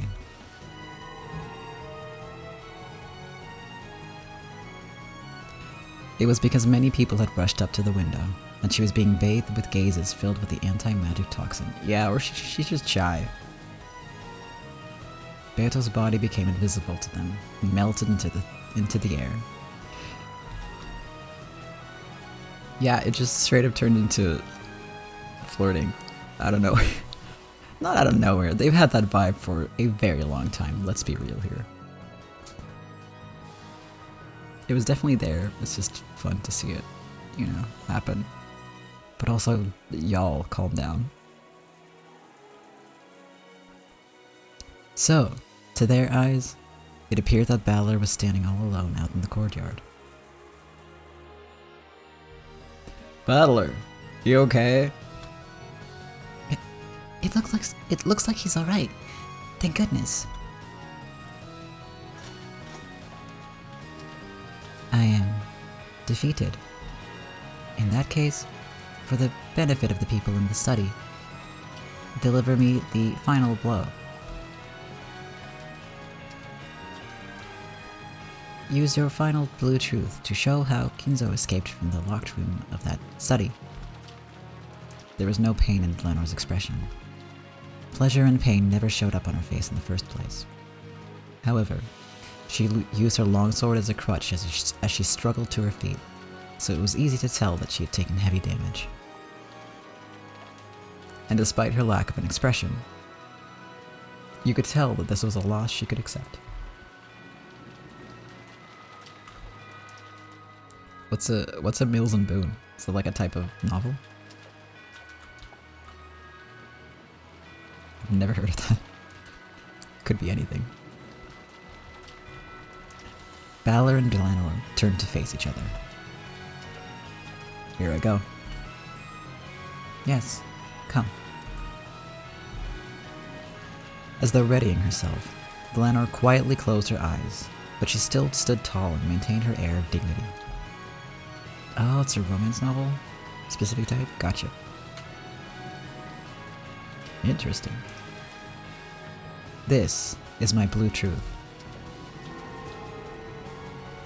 The blue power gathered. Balor slowly approached Dlanor.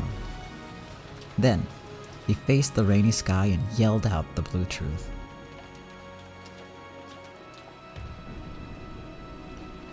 Ushinomiya Kinzo escaped from the study through the window when Aunt Natsuhi couldn't see him. Aunt Natsuhi didn't notice and locked the window. This way, Aunt Natsuhi can see Grandfather go to bed at 11 o'clock, and Grandfather can escape from the study without contradicting the lock of the window or the door sealed by the receipt. I proved through my demonstration that this escape was physically possible. Therefore, this battle is over. The blue wedge flashed through the courtyard along with a blue bolt of lightning, and roared down towards Dlanor's forehead as she stared up at the sky.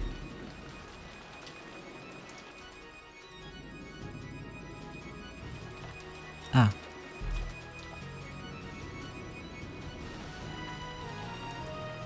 Beato's games are no walk in the park. It's doubtful whether the conventions of the mystery genre even apply here. Your swordsmanship isn't bad, but you should be a bit more flexible in your thinking.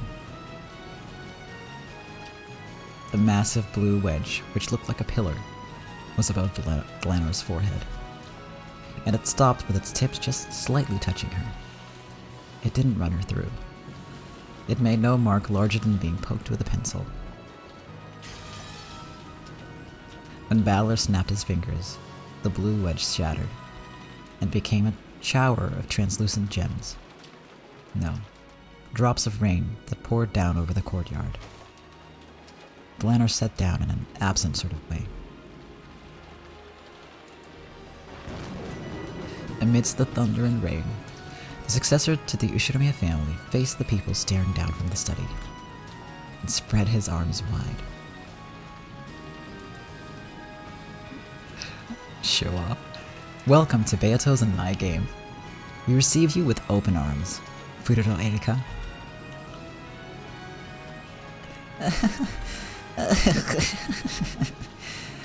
I like it, Ushinomiya Balor. Good. Truly good. I'll devour it whole, this riddle of the witch.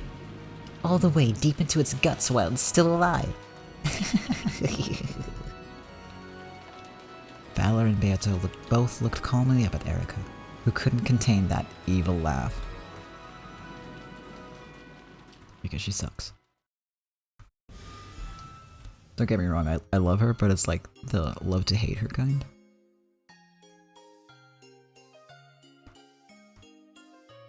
Oh. Ah, this is the good stuff. Erika, that was so lame.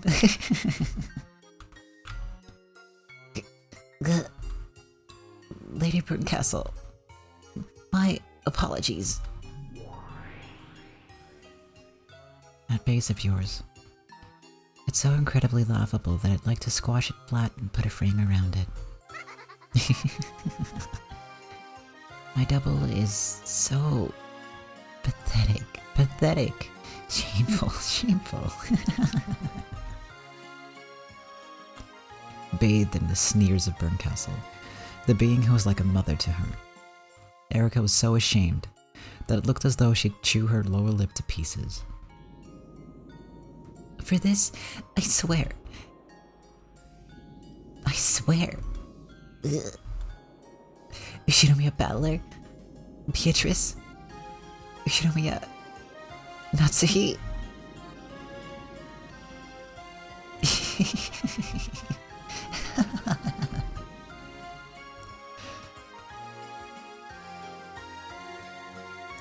This riddle is ours. I won't let anyone else get in the way. Beatrice. Yes.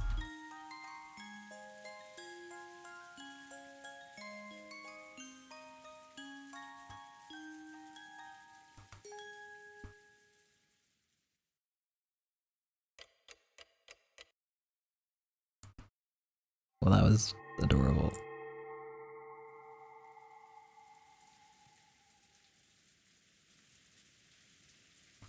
Oh no. Followed by immediate sad times. Oh no. In the Golden Land, the quiet rain just kept on falling. That was very pretty though. In the arbor sat the sad witch whose eyes had lost their glint, and Paddler. Because that was Game Board Beatrice, and not Meta World Beatrice. Virgilia could also be seen there. She sat next to Beato, knitting quietly. Lambda Delta's game had passed the climax of the first twilight, and they were taking a short break. To laugh at Erika, most likely. And to be sad. Gazing out at the golden rose garden soaked with rain, Battler thought back on the present, what was to come, and what had happened so far. To Battler, thinking was itself a battle. Even with the game stopped and Beato unable to speak, he could still keep on fighting. Virgilia suddenly stopped her knitting. Battler had noticed too. Though none should have been able to visit this rose garden, they had noticed a silhouette approaching. That's unusual. Not many people can reach this place. It's her.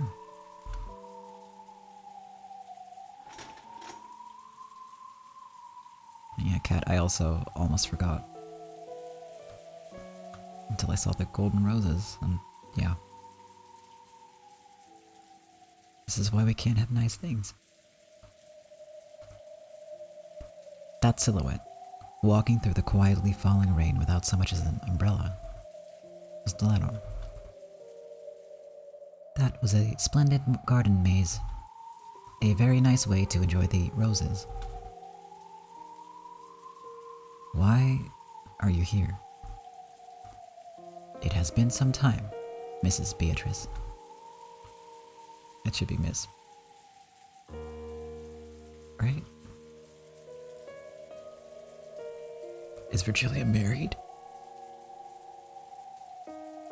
I'm just gonna say Miss for now. Excuse me, it is Miss Virgilia now, is it not? Long time no see, Dlanor. Come over here. We aren't ones to leave a guest out in the rain.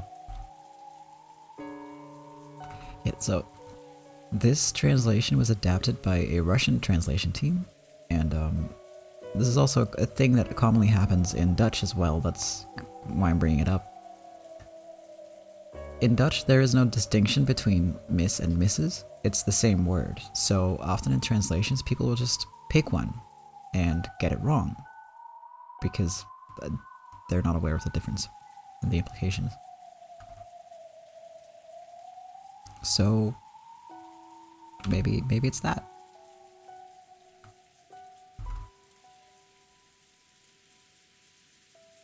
Don't worry. She hasn't come to fight. Yeah, it's like in English it's huge, like because it implies marital status, you know, but in a bunch of other languages that's just not a thing. And yeah, Mr. doesn't have the same connotations, so that's kind of wild. We do make a distinction between like age, so you know, there's no English equivalent, but there's like an adult man or adult woman, and then there's like a younger man or younger woman, if you want to be formal.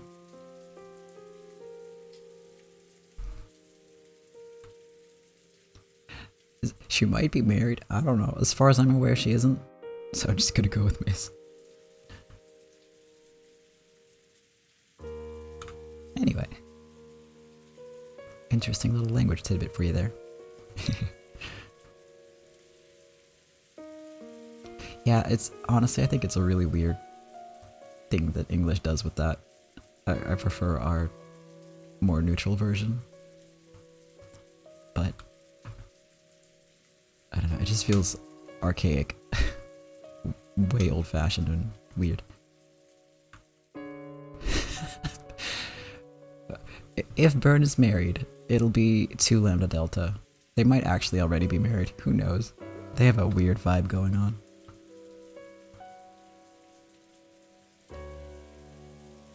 Do you know her? She's one of my old friends from heaven. This really takes me back. Yes, it does. Miss Virgilia possesses a deep knowledge in heavenly studies. I have often battled with her over interpretations. My many intellectual adventures with you are quite enjoyable. I'd like to do it again sometime. Yes, let's do it again sometime. I'd love to fight with you again. They used the word fight, but it didn't sound like they meant anything unpleasant by it. It sounded like something old chess rivals would say to each other. Unlike Beato, it seemed that Virgilia had always acted properly and courteously, so she had many friends in various other worlds, including both heaven and the demon world. Surprisingly, Dlanor was one of them. Dlanor, who had crossed swords with me just a short while. So it was the peace version.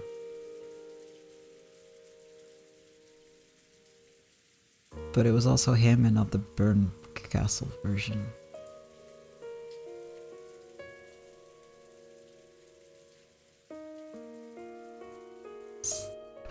I'm a little confused about the meta stuff sometimes, as you can tell. And Cat, I kinda, yeah, they're like the meta world version of, you know, their chess rivalry, maybe. Definitely similar. Dlanor, who had crossed swords with me just a short while ago, bowed her head as if to thank us for allowing her shelter from the sudden rain, and sat in the seat Virgilia pointed out, like a guest. Is there any type of black tea you would prefer? Anything. Any tea you make is superb. Then, how about some Darjeeling? Beato, would you like some more? Yeah. Beato and I would like a refill, right?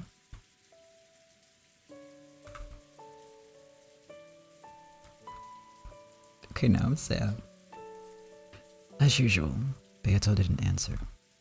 But if you quietly gave her a cup, she would sip it from time to time. There was still some black tea left in that cup, but it had already chilled. So Balor asked for a refill for Beato as well.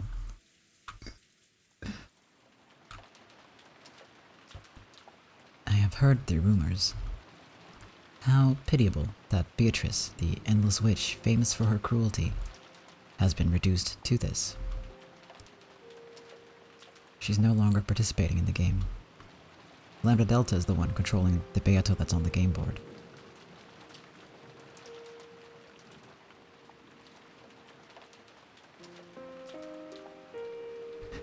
Hold on. So was it just Balor and Beato flirt? When they were flirting, was it actually just Lambda and Burn doing the flirting? That must have been real weird for him to watch. Now I'm extra confused. I'm gonna look this up later. I know.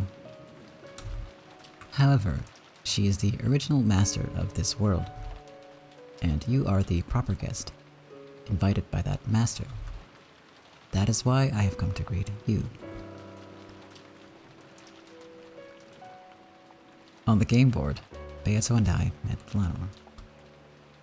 But those were the game pieces of those witches. They weren't Beato and me ourselves. God damn. They ship it though.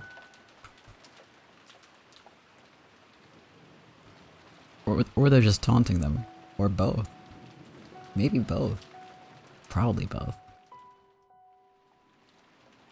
Is that why you went out of your way to greet Balor-kun and Beato here? I see you're as conscientious as always. That is my way of doing things. Greetings, Mr. Battler. I am Dlanor A. Knox. We play opposing roles, but it is a pleasure to meet you. Sure. I'm Ushiromiya Battler. Pleased to meet you. Greetings, Miss Beatrice. I am Dlanor A. Knox.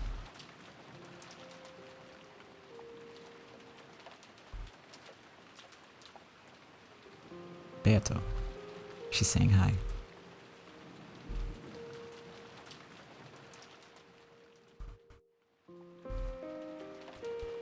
She says welcome.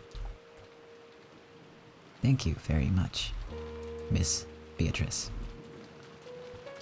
The witch and the inquisitor, whose job it was to hunt witches, greeted each other around a tea table surrounded by the aroma of black tea. It was a strange sight.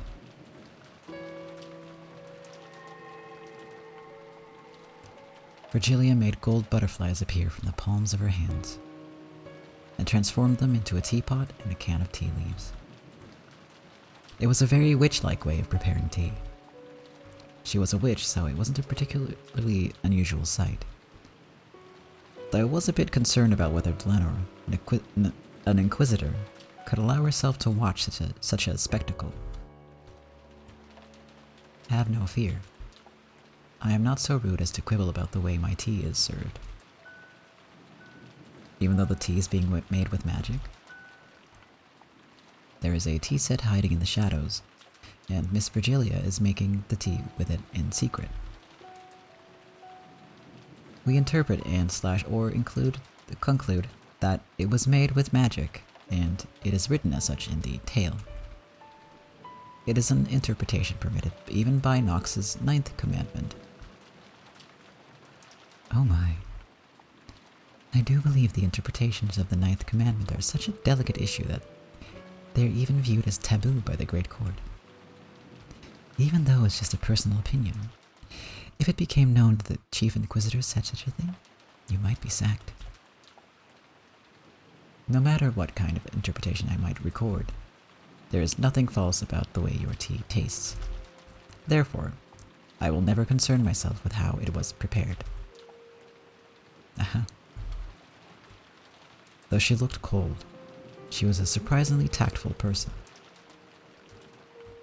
If Dlanor were to deny that the black tea had been prepared with magic, this magic would surely be crushed in an instant. However, even if it was depicted that a tea set existed here, and Virgilia had used it to make the tea normally, the result, that Virgilia had made tea, would still remain unchanged. Magic that hides the result in darkness is evil. We will not permit it. However, magic that conceals the process is not necessarily evil. My foe is the evil, not the magic itself. I get it. The important thing is that you're being welcomed with some tea. So it's just common courtesy to avoid complaining about how it was made. That's right. It's common courtesy to be grateful for tea that someone makes for you. There's nothing elegant about pushing your way into the kitchen and poking around through the tea-making process.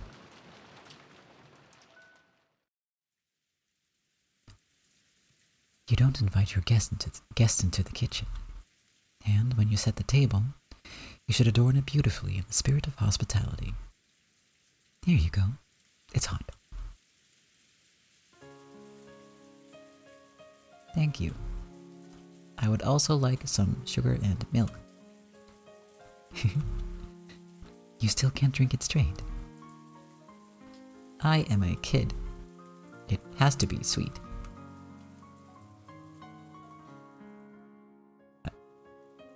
I love her. I love her so much. So is magic a white lie, then? Lie is such a dirty word. The word embellishment is probably more fitting. When giving a child candy, you can either take a crumpled up one out of your pocket, or use a wonderful bit of sleight of hand to produce the candy. And the impression you give with each method is completely different.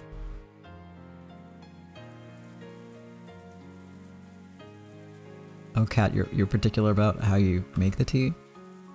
Tea bag first, then hot water, then milk? Interesting. Sure, I mean, producing the candy out of nowhere is a cool little trick. Wrong. The meaning is in embellishing the result. A candy is given, in a way that makes it even more beautiful and fun. Think of when you gave Maria-chan a candy. There's a huge difference between taking it out of your pocket to give it to her, and saying a fairy gave it to her for being such a good girl, after secretly slipping it into her pocket. In my opinion, it would be boorish to then question everyone about their alibis, and investigate and pinpoint who it was that slipped it into her pocket. The important thing is the result, that the girl received the candy and was delighted. And the meaning lies in the fact that it was embellished in order to delight her. Not surprising. When you showed up, I got the feeling you'd deny anything that went by the name of magic. That is how I act in my capacity as an inquisitor. It is my job. However, when I am away from my job, I don't enjoy being quite so cold-hearted. So, this is what they call leaving your personal feelings aside when on duty? You do it well. As an inquisitor, hunting witches is my job. Personally, I find witches pitiable. However, I condemn them mercilessly as an inquisitor. The result that I execute witches is unchanged. In the end, my pity is nothing more than a useless embellishment. Whether I have it or not, nothing changes. So it is better if I do not.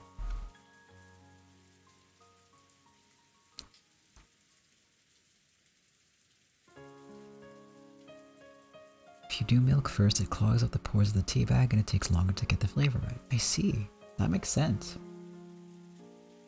Thank you for enlightening me.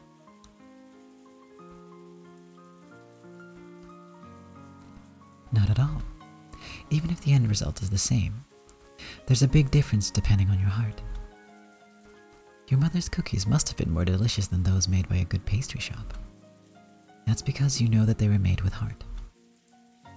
That's right. Even if the result appears to be the same, there's a huge difference depending on whether or not it had a little thing called sincerity. I am not so sure. Whether I have a heart or not is completely meaningless. Dlanor's gaze fell to her cup, a little sadly.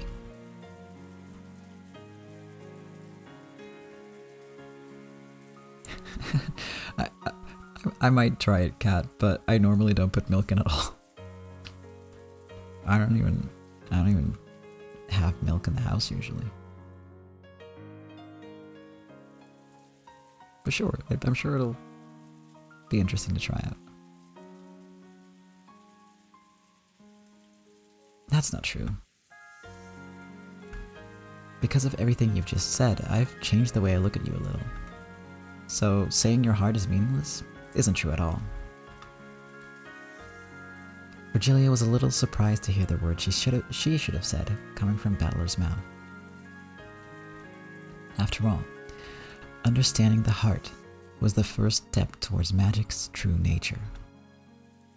Perhaps Balor was unconsciously starting to understand, bit by bit, the essence of Beato, the essence of witches, and the very first essence of all, the essence of magic.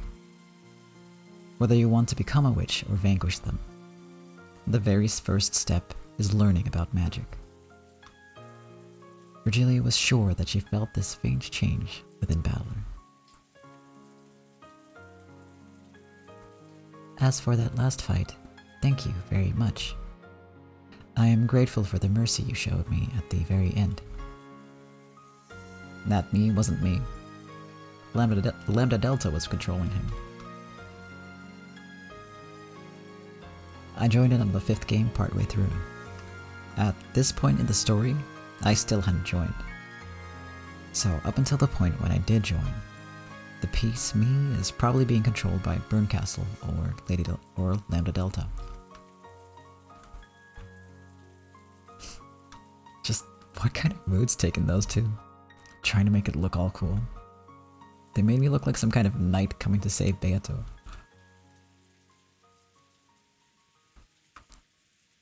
Lady Lambda Delta wants both witches and humans to be in balance, resulting in a draw. With Erica's appearance, the scales tipped strongly in the favor of the human side, so she manipulated the tail in a way that supports Beato. Yes, I am aware. However, pieces cannot do things that are impossible for them, and they specialize in actions appropriate to their original personality. Therefore, that was certainly something that Balor was capable of. That is why I am grateful to you. It feels a bit weird to be praised when I didn't actually do anything. After the game continues a bit more, I'll probably regain control of my piece. Not sure I'll be going easy on you then. The same goes for me. I will not be caught unawares in our next bout. Perfect. I'll take you on anytime. Give me everything you've got. You have my word. Everything I have. Dlanor. I thought she was an emotionless killer doll without a heart, but maybe she actually is pretty approachable. Though, of course, Neither of us will show any mercy when fighting on the game board. For a while, we gazed at the rain-drenched rose garden as we quietly enjoyed our tea.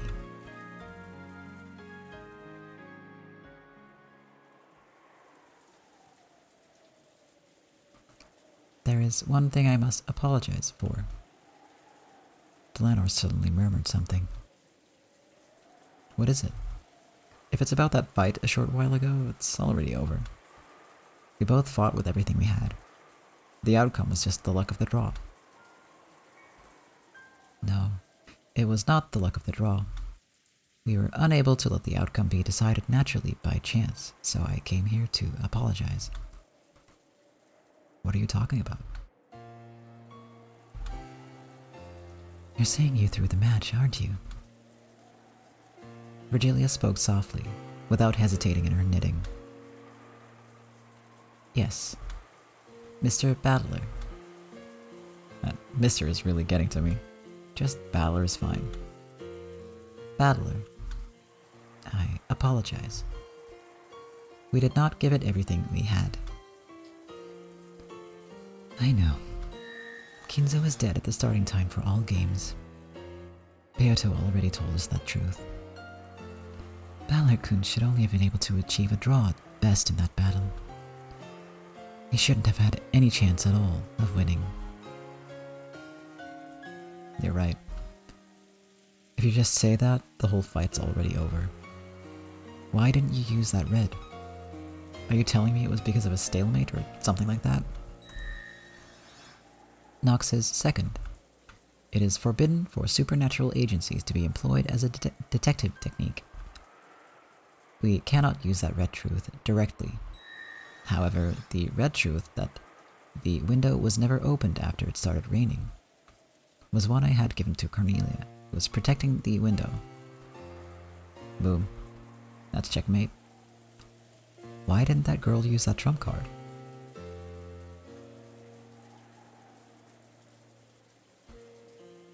This is... for your attention.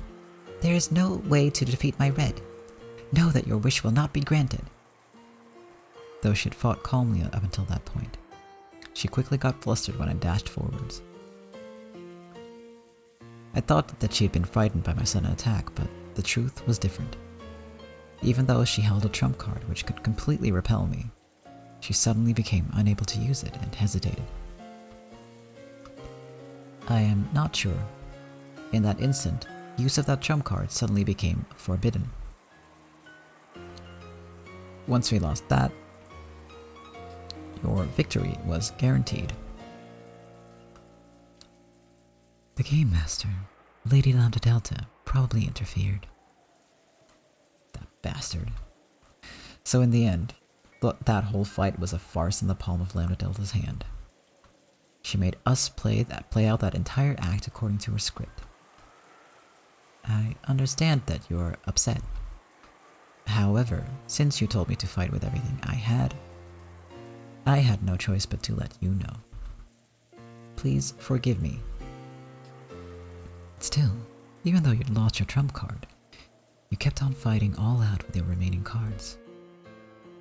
I don't believe anyone could find fault with what you did. That's right. If I should be mad at anyone, it's Lambda Delta for butting in. Kinzo does not exist should already be an established fact. Lady Lambda Delta and Lady Burncastle know this well. And yet, they are both leaving room for Kinzo to exist as they continue through this game. It is almost as though the two are conspiring to prevent Kinzo's existence from being denied. You're saying they let Grandfather escape on purpose? Yes. They must be after something. That is a bit odd. Lady Lambda Delta and Lady Burncastle should always be in opposition, unless the witch side is in a superior position. It's hard to imagine that those two would be conspiring together with things going as they are. Is it though? Is it though? I cannot help but think that they have some sort of wicked objective. I came here because I wanted you to know that. So you came all the way here to tell us something like that?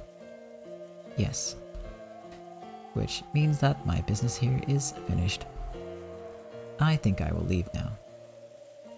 The game will probably resume shortly. I need to have a discussion with Erica about the future. Dlanor gulped down the last of her black tea and stood up. I will see you at the next battle of the second twilight. There, I will once again raise my merciless longsword. So, Balor, I ask the same of you. Show no mercy towards me. I know. If I go easy on you, I'll have my own head smashed in. On the game board, I am nothing more than Lady Burncastle's piece and Furuto Erika's agent.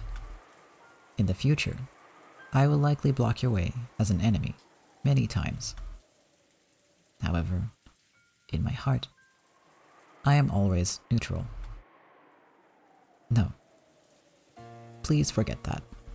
It has no bearing on the nature of our relationship. It does. There's no doubt you're a fearsome opponent, but you don't piss me off anymore. Unlike that Erica, who totally pisses me off. I am glad.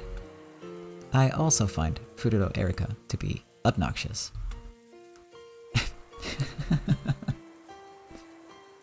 Dlanor's expression finally softened slightly.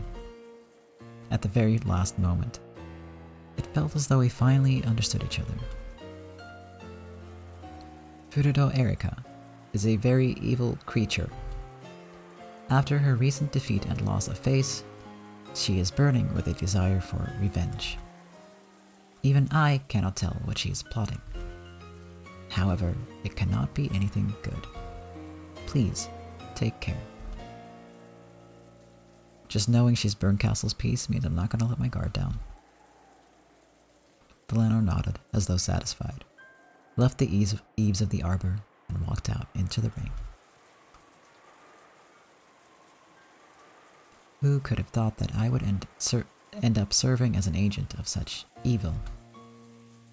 Why was I called to this world? Dlanor let out a small sigh. Pieces can do nothing except fulfill the function they have been given. And that function is given to them by the one who controls them. She probably can't disobey Burncastle, the player in control of her. Lady Burncastle may be the one who called you here. However, the one who let you into this world is Beato. If this child didn't wish it, you would never have been able to make it through the garden maze to arrive here. Right, Beato?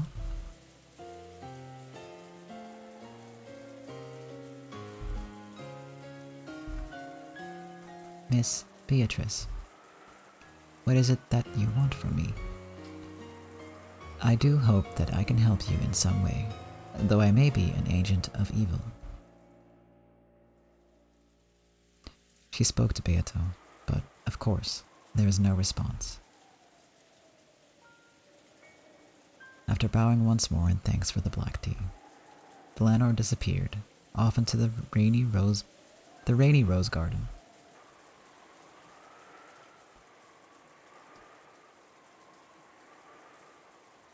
Yeah, she called Beatrice Miss. Well, it could be that it's like, well, Beatrice is young and Virgilia is old or something, and that's the distinction. Either way, it's not correct. So, no one can reach this golden land if Beato doesn't want them to? Yes, she is the one who called Dlanor here.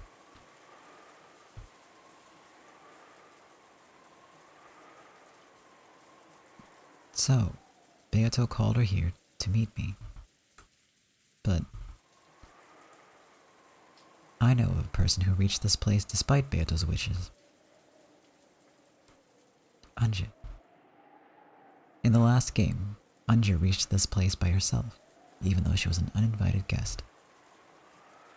Was that also something Beato desired? That I am here? that you are here, that Beato is here, and that Dlanor was invited here. All of these things occurred because she wanted them to. Even the bit of time that you and Dlanor spent together drinking tea. Beato, what was I supposed to learn from her? Does it have to do with Does it have something to do with finding your heart and letting you rest in peace? Dlanor A. Knox, the natural enemy of witches, Inquisitor, a vanguard of mystery who denies fantasy. Is she here to help me gouge out your heart and arrest your breathing?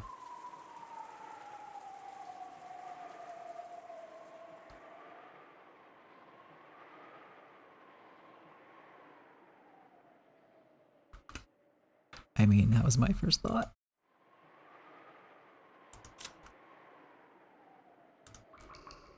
Why did you invite the literal witch hunter to your private area?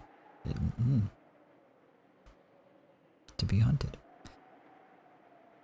Anyway, that's gonna be it for me today.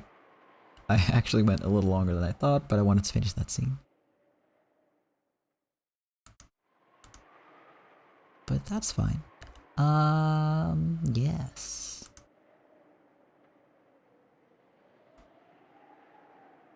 I'm trying to find the button that lets me turn the game off, but I can't find it. Why can I not find it? Oh, there we go. I did save, right? I did save, okay. Just... There we go. Maybe she's gonna turn around and be like, I'm not a real witch, so you can't hunt me. Because Anja said she's not a real... It wasn't real magic. It could happen, who knows? I know, but I'm not gonna tell you.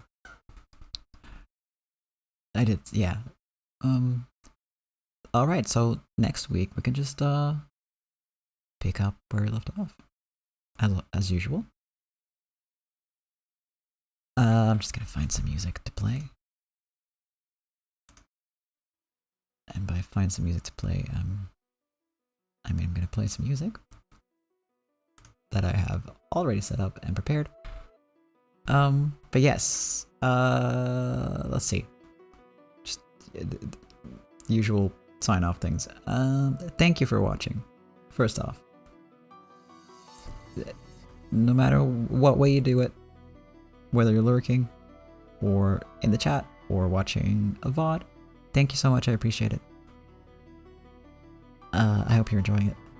And I hope you're enjoying this story, because I love it a lot. And next week we'll be back with more. Hopefully I can go a bit longer then, but I don't know my schedule entirely yet. So we'll see. Then on Monday...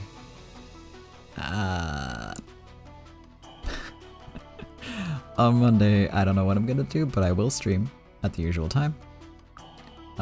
And I am still working on the anime watch party type thing.